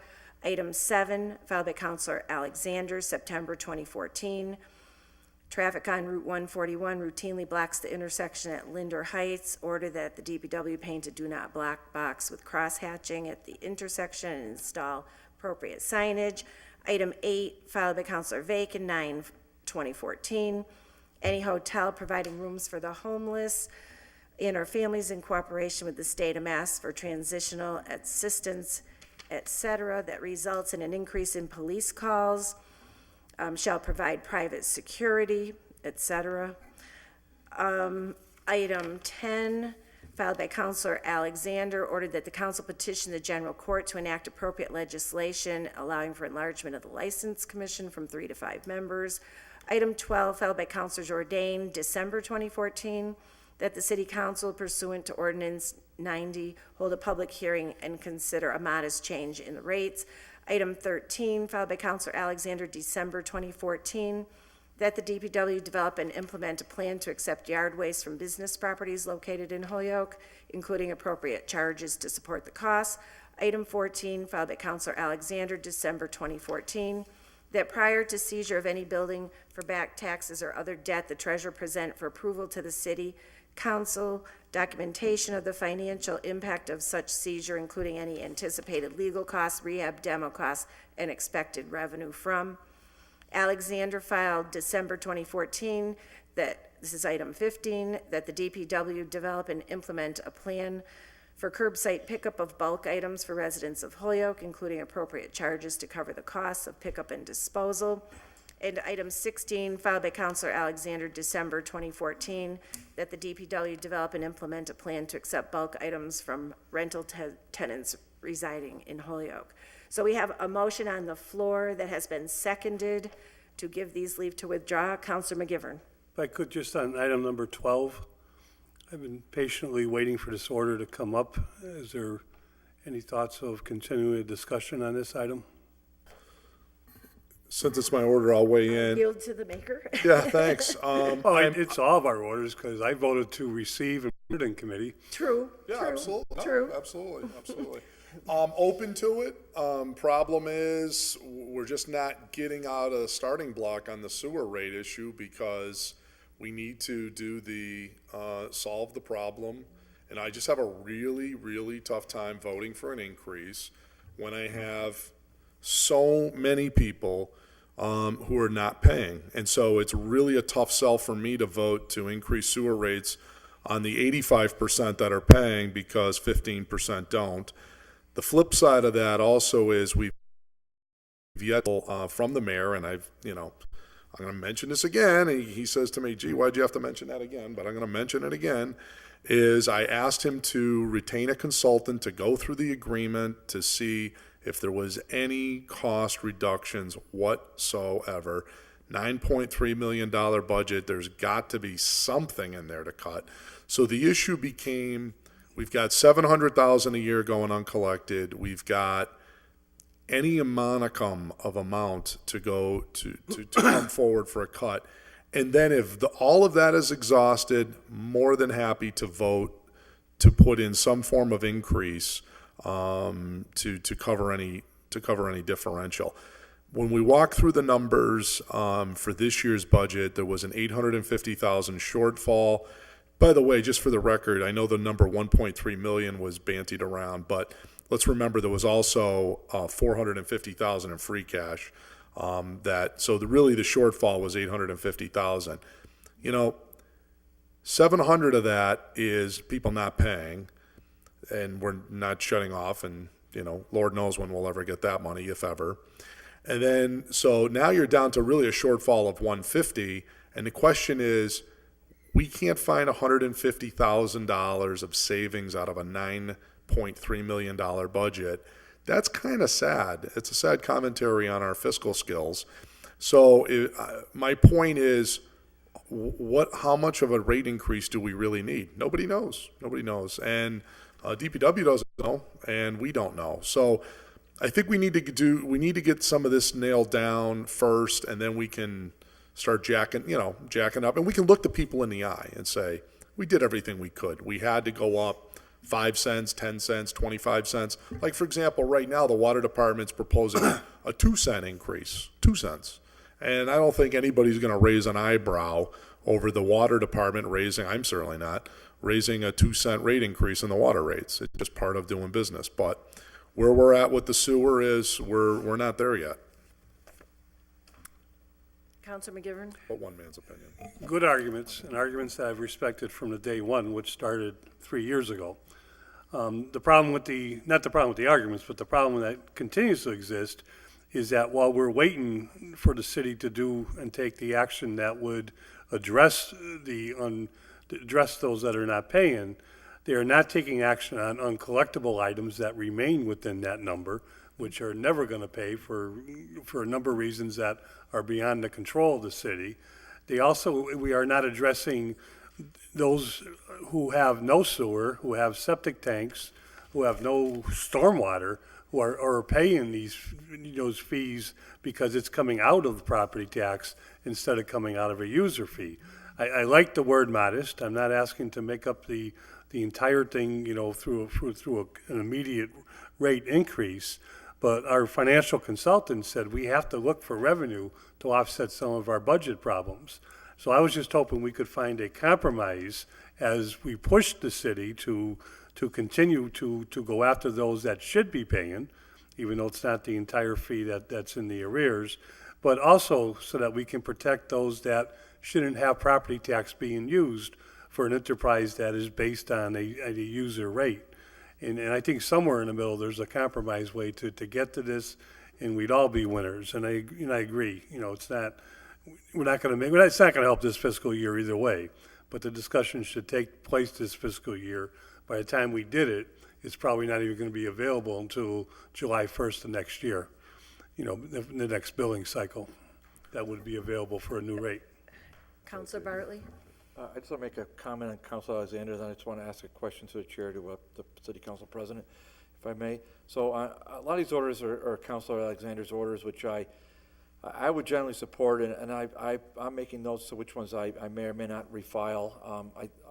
So I just want to make that comment. I appreciate all the work he did. And then just through the chair, where are we with shutting off the water? Yeah. I don't know where we are with this, so would you just, Yeah, you want to do a quick rundown on quick that? synopsis, please? Sure. Counselor Jordan? Yeah, thanks. Good question. That's actually where I was gonna head in. I think it's a good point. There are active conversations taking place with Representative Vega, Mayor Morse, the Water Commission. The Water Department has retained Attorney Dunn and Attorney Wilson, who was just here moments ago, to draft special act legislation. Dave Conti, all these people are having conversations to put something together to make an amendment to put before us. I'm told that the hope is as soon as possible. However, what was interesting to note was there is perhaps new life to the proposal as another good alternative, the one that is currently been passed by City Council and the mayor and sitting up in front of the legislature now, which is to just grant the Water Department the shut-off authority, period. No merging of the departments. That is now back on the table as an option. So that is the latest and greatest on that. I would love for all of this to be settled yesterday. But, you know, I know these are complex issues. My hope is, and I've really asked these guys, I really want this done by June before, if not sooner, because I know the legislature wraps up in formal session on July 31st. I know this is, you know, home rule stuff, so generally it's not mega controversial generally, so it could be done in informal session. But my hope is before this city council goes on summer break, I would love to have this for a vote before the city council. So that's certainly what I've asked of the parties involved. And if I just might add, at the committee meeting that you held the other night, Dave, where Representative Vega was there, I thought I heard him say that they were doing some legal review that indicated that we might be able to simply accomplish what we want to do through an ordinance Well, change. there's That that. it might not even require a home rule petition. That's correct. Rep. Vega did say that. And so that's option 3. So that would be ideal. Give me the wording. Yeah. Right. Yeah. We'll do it. I don't know. Have you been involved in that, Kara, at all? Ordinance change potential? Yeah, well, it's not an ordinance change, it would be a policy of shutting off the sewer, potentially, shutting off the sewer, the first step of which would potentially be to shut the water off. Okay. But the practicality of that is still, Well, how do you shut off the sewer? that's, How do you do that? that is what we're still looking at. Well, I don't think you do shut off the sewer, you shut off the water, right? But maybe just, can I just ask my question? Sure. So where are these conversations taking place? Before the Water Commission, in conversations with Rep. Vega, in conversations with the mayor. I've not seen it in any minutes of the Water Commission, just to be truthful with you. So. I don't know. I'm mean, not their just- minute keeper, but I don't know if they're having, phone calls with them. But I was told that, they're definitely having conversations with the Water Commission. And I know the Water Commission has retained the 2 attorneys' names who I mentioned earlier to do this. Oh, I know they've retained them, but what is it they're doing and where they? Well, I'm just reporting back what these people have told me. I guess what I'm saying is. That they say they're doing. What I'm saying, I haven't seen them on an agenda to present anything to the Water Commission. I haven't seen anything in the minutes of the Water Commission discussing this issue. That's my Because I think, question, right, point. to your point, I think they're having these conversations to gauge, support from Conti, the mechanics of it, an org chart, a lot of these different things, if it went the full direction of a merger. I know they've had sit-down meetings with the mayor, with the rep, the whole 9. So, yes, whether that is all embodied or required to be embodied in minutes that I could hand over to you, I just don't have. But I know there's a lot of people working really hard to bring a reasonable solution. And I've asked that this be done as soon as reasonably possible. And I believe everyone right now is operating in good faith, I can tell you that. So if everybody has raised their concerns or issues relative to the motion before us, to give these listed items leave to withdraw on the motion. All in favor? aye. Aye. All opposed? 9. All in favor? Aye.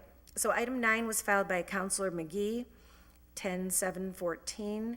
Order that the city proceed with a bid process regarding replacement of the city's outside legal counsel. The bid process can potentially offer cost savings to the city, look to attract local firm, and keep the process open and fair.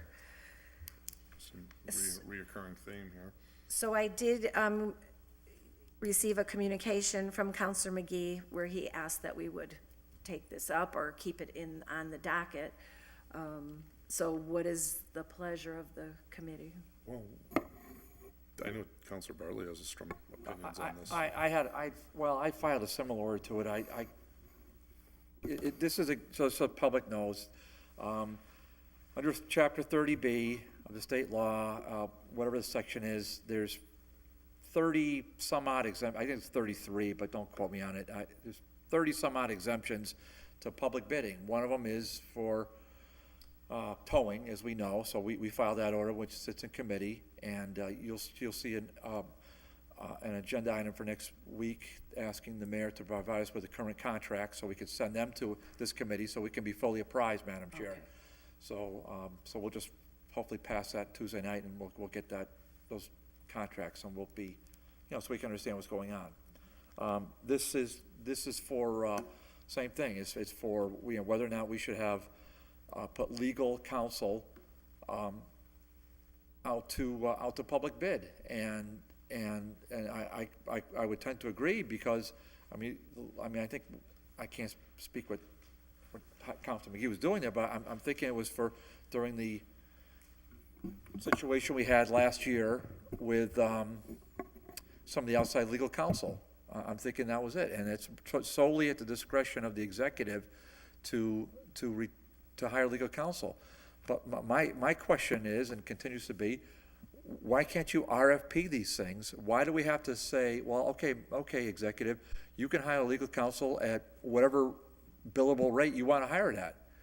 Why can't we just offer to the public and hopefully have other lawyers, give other law firms the opportunity to bid maybe at a lower rate? And besides, the law is not the lowest rate. It's the one that could do the work, yes, right? yes. It's the most, it's responsible person. So you want a good bang for your buck, but you also want an accomplished attorney who can or accomplished professional who can back up his or her assertions. So I would tend to support something along these lines, but we would have to have, we'd have to put into appropriate legal language. And just so you know, it's my opinion, and I think I've talked this with Kevin, we can, at this local level, we can't weaken a state law, but in this case, it would be strengthening a existing law, so we have the power to change that. Well, you anticipated my question. In my opinion.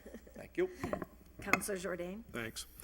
If we're going to do this, and this might be the standing theme for the towing, we could do as a template is use the language we did for broker of record, which was the other law in Section 30 that we have created that addresses these 30B exceptions. What I could recommend to the committee is perhaps we could have a model ordinance, eliminating the language obviously related to Section 19 committee, but create a system where there is a bidding process, that it's advertised, that the mayor picks who is the person chosen, and then you could have the city council confirm the ultimate appointment. That's what we're doing with the broker record. Because absent if you just go out to bid and say, well, pick whatever, just advertise it all, I mean, I'm not sure that's going to really fix the system if the concern is making sure it's a due process, because what's going to happen is the mayor will put it out to bid and he'll just, tell firm Y that, you were the ones I was going to pick anyway, so make sure you put your application in. And then they'll put their application in, and then he'll pick firm Y, and everybody lives happily ever after. But there's no enforcement mechanism. So what the city council in this ordinance would have to do is say, put it out to bid, mayor, choose whoever you feel is best, just like you're doing now, and then the city council has a yes or no vote to confirm that appointment for either a term of years. I believe the current tow contracts run 3 years, I think is the current term. I think that's how they do them currently now, and I think it just renewed in January, every 3 years. So that's what I would recommend if we're gonna go and do this. I don't have, you know, this isn't the forefront of my thoughts, because I obviously already have a number of ambitious things I'm pushing, but if for those that think this is very important, and I think there's certainly merit to it, then that's the framework that seems most reasonable to me to Thank do you. it. Well, I just want to say that I support this concept because I think a competitive bid process is open. It gets better opportunities and options for the city, and it has more transparency. And so I think all those things are good government things. And I think that's the main reason why many of us are Right, here. and I think the other piece is we obviously would want to build in the law department, make a recommendation, you know, as it pertains to this particular one, as opposed to maybe towing or broker of record. But, you know, we got section 19, we built them in to give an independent review also. Here, the law department could make a concurrence or non-concurrence with the mayor's opinion too. No, So I'm done. I'll wait to be recognized. No, go ahead, Counselor Bartley, but just don't let me forget that I want to hear from legal counsel. Well, just like with the broker record, you have section 19. With this, you have the law department. With towing, bring the police chief. Yeah. Right.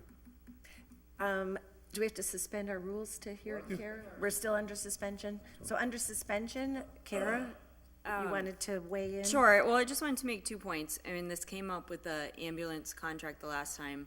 I think there's a distinction between the broker of record that's essentially an appointment and that there's not really an issue with the council approving, but by the charter, the council is specifically prohibited from being involved in the making of contracts. And I think, like I said last time with the ambulance, and I think similarly with towing and outside counsel, these are contracts. And so if you're subjecting them to a public procurement process, you have to essentially follow that process, which is governed by 30B. And so I mean, that's kind of a bigger point. I don't necessarily think it's a bad thing to have these be subject to that process, but to get into city council confirmation of contracts, I don't think is appropriate under the charter.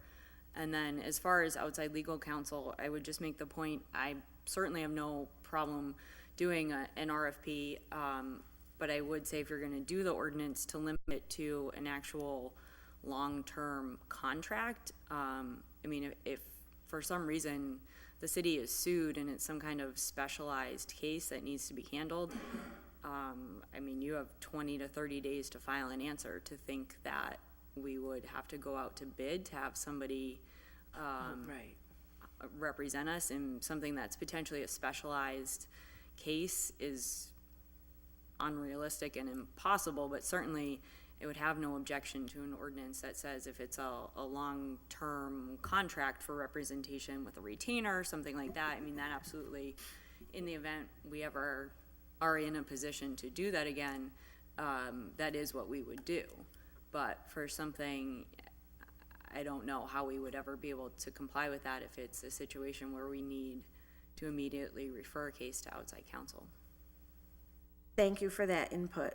So in terms of the open bid process, everything that we've discussed would be in keeping with, even under the exceptions, except for the piece of city council confirmation?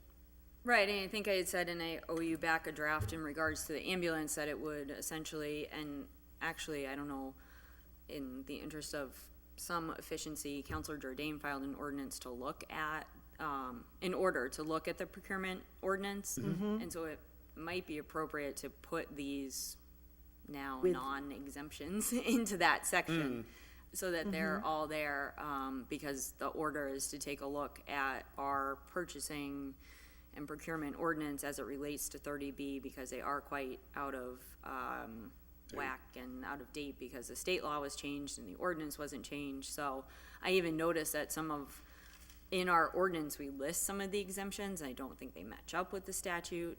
So maybe there, when Counselor Jourdain's order is taken up, you could also take up these other ones and we could figure out how to work these all into that one section. Because I think that's where they would go anyways in the current. So would it be fair to say if the committee wanted to act on this in an affirmative way, that we could refer it to you? Sure. For legal form, and that you will hold it, because this next order is coming up next week, right? Which one? The procurement, or it's already in our jacket? It's been filed, it's in ordinance. It's Okay, just a matter so of me putting we it can in. take that up at our next meeting, and you'll just know Right, because we have that the they'll all be ambulance one consolidated. and the. So would that be a Sure. proper That's fine. order? That's fine, and Sounds we'll, good. yeah, figure out. Anybody want to make a motion? Like I say, I make a motion that we refer item number 9 to the law department to draft up a suggested legal form and report it back to us on February 23rd. Second, yep. All in favor? Aye. Okay, and that brings us to item 11. All right. Accept a motion to take it up. So moved. All in favor? Aye.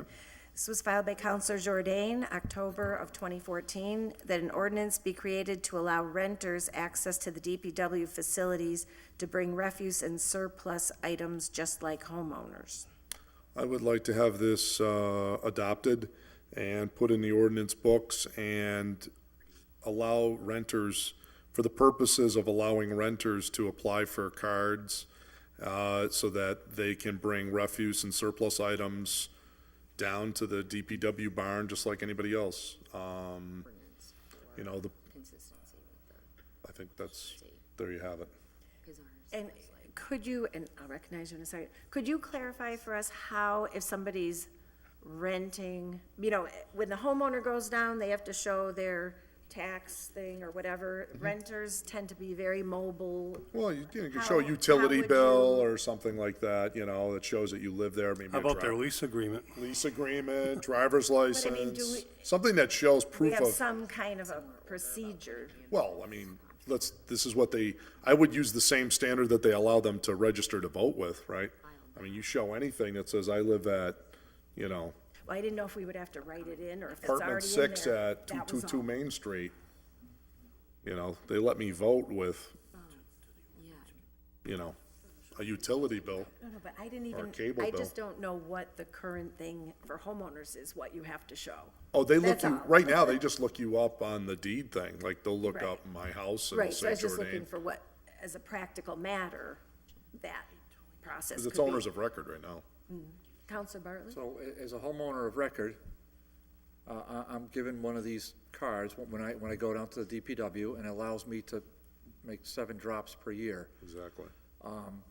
I would support this, but I would suggest there's gotta be some modicum, some small fee involved, Mr. President. Fee, A small fee, a very reasonable fee, because what would you suggest, sir? maybe a $10 fee, and I'm only suggesting it because it's gonna get a little bit unwieldy, and this fee, it would inspire them, I would suggest, to actually go down to the DPW, pick up a card, and it would be active just as long as they have a rental agreement, a $10 fee that would have to be but renewable annually, so yes, Not 10 per drop, but 10 per, per year. oh, Oh, $10 per year. okay. And they would have the same number of drops as a residential owner has. So we're given 7 per year, Okay, and we can bring whatever bulk waste we want to bring down. yep.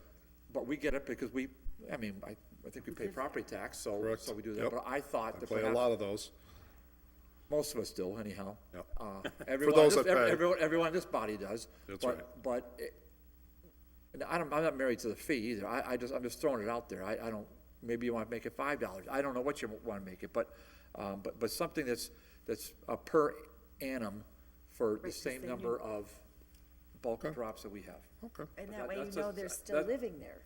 I could live with the From year to $10 year. fee per year. Yeah, that seems reasonable. In lieu of you're not paying tax, and just to cover the basic administratives of it, if we get lots of complaints about a $10 annual fee, then I'm sure we'll revisit the issue. But if we don't, then we know it's working fine. So I'm gonna make the motion to amend that to, Add a $10 annual fee. annual fee for renters, and Okay. and the renters are given the same number of, Same rights and privileges, Same rights as everything. we are. You get like 1 air conditioner or 2 cans of paint per year. or 2 mattresses. 2 mattresses. They have all there's all the different Partridge rules. in a pear tree. Yes. Counselor McGivern? I have no problem with the fee. It makes sense. I think it's both administratively and also to, so everybody just doesn't charge down the DPW and think about it twice that they need and are gonna use it. But I would second guess saying renters don't pay property tax. They do indirectly. Of course they do. Because Yeah, of whatever course they they do. pay, the property owner then passes it on to the city. That's right. They don't pay as much as a homeowner, but they do pay some. That's right. No doubt. So we have a motion, we have an amendment to the motion. All in favor of the Aye. amendment? Aye. Aye. Aye. So the motion now is to create an ordinance to allow the renters access to DPW to bring refuse and surplus items for a $10 fee to receive a card that gives them the same access for 7 drops per year as a homeowner. $10 annual fee. Annual fee, I want that clarified. correct? Yeah. $10 annual fee. Just that they would have the same privileges as a homeowner, except they'll pay a $10 annual Right, fee. so if it ever changes, it flows. Precisely. So if Bill decides to change the rules, but that would be for everybody. So same rights as homeowners. You got that, Kara? The gist of all that? Yep, I don't know if the homeowner part is already by ordinance but I'll take a look. Okay, but you're with us on the intent. Yeah. So. Yeah. Okay, so I'll accept a motion on the amended order. Oh, go ahead. Do we need to have this in legal language or can we just have it for Tuesday? Does Kara need time? Well- This is pretty straightforward, I just, No, I guess we can have it for Tuesday. I'm just not sure. I mean, I'll have to look and see if it's actually in the ordinance. Okay, so, How about if we anticipate it for Tuesday, but if you run into a glitch? How about And this? for some reason it's not available, we'll know, we'll deal with it next time. How about this? Also, if the DPW doesn't have it by ordinance now, which they may not, it's just as policy, just put a sentence in there that says, the DPW commission shall have the authority to create a policy relative to refuse. However, then just add this language, renters shall also be allowed, boom, boom, boom, boom, boom. sure. I'll have to take a So- look. There's quite a long ordinance all about trash. Right. Pickup. So does that seem reasonable? Sure. If for some reason it's not there, let's give them that authority that they already have by ordinance to set those policies. And then we'll just add this as a provision to it. Okay, so I believe we have an amended motion before us. Yes. So on the motion, all in favor? Aye. Aye. Opposed? Progress. Okay, so on to item 17 and 18. I'll accept a motion to take them up as a package. Second. All in favor? Aye. These orders are both fired by Counselor Sullivan. I did not hear from him. I believe he's aware they're on the agenda. Did any other committee member happen to hear from the maker of the order? Not about his not coming to tonight's meeting. He has spoken to me about why he thinks these are meritorious. So I would recommend we table them. second. Maybe there's some reason he didn't get a chance to make it. Do you think he's understanding that? No, he may be just a newbie. He doesn't know that he has to show up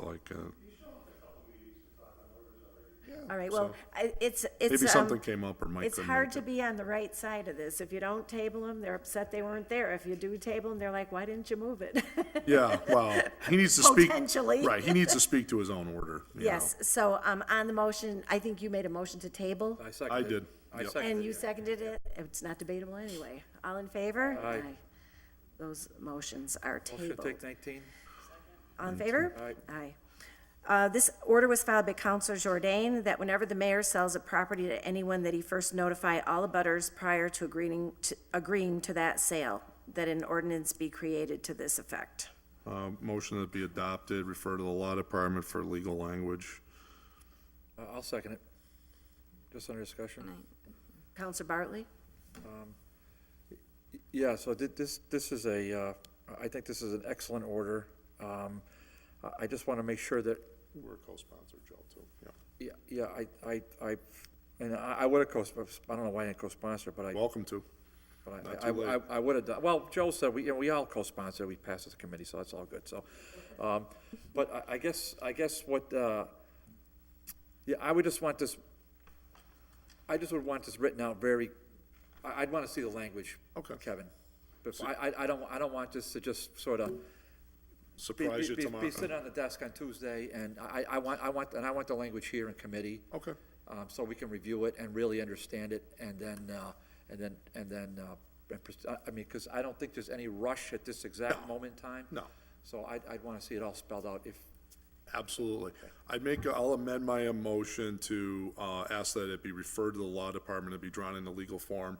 And Can to you be, clarify what and it's really hard to Yeah. put something into legal form with this Okay. little bit that's here. And whenever the mayor right, so you're talking about. sells any property, real property, we're not concerned about personal property. city-owned, City-owned.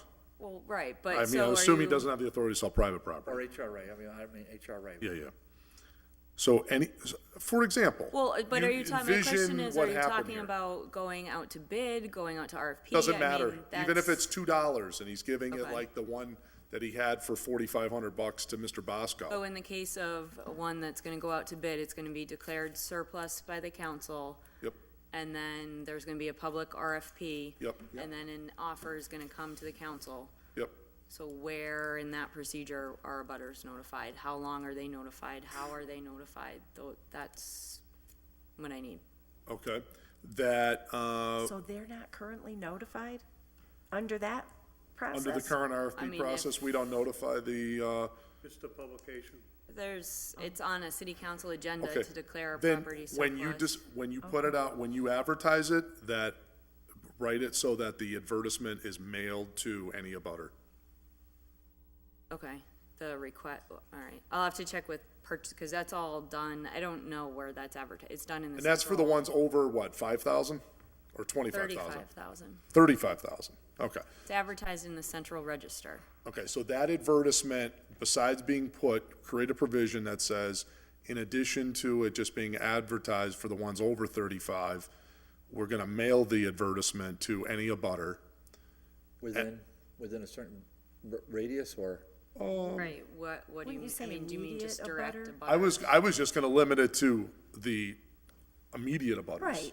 Not like a radius. Can't go too far afield, we'll be. Yeah, we'll yeah, I never was just get gonna it say, right. people actually touching the property. Yeah, Across the street? Or just- alleyway. Or alleyways, okay. But so- technically, they're calling those people abutters. Across the street. Or across the street, yeah, or across the street. That seems reasonable. And then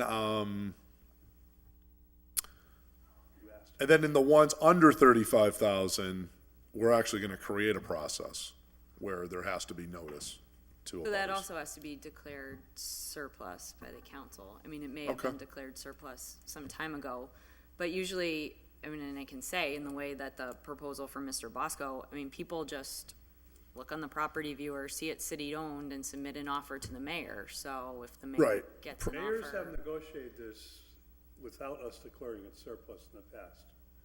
And that's why it's unfortunate we have to make this ordinance.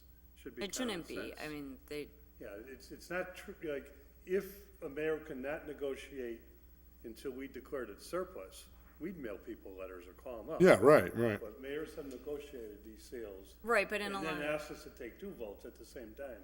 A lot of cases, and I don't know when that one, something could have been declared surplus 10 years ago, and it doesn't, you know. And then somebody just looks on the property viewer, sees it's city-owned, we confirm it was surplus, and they'll submit an offer to the mayor.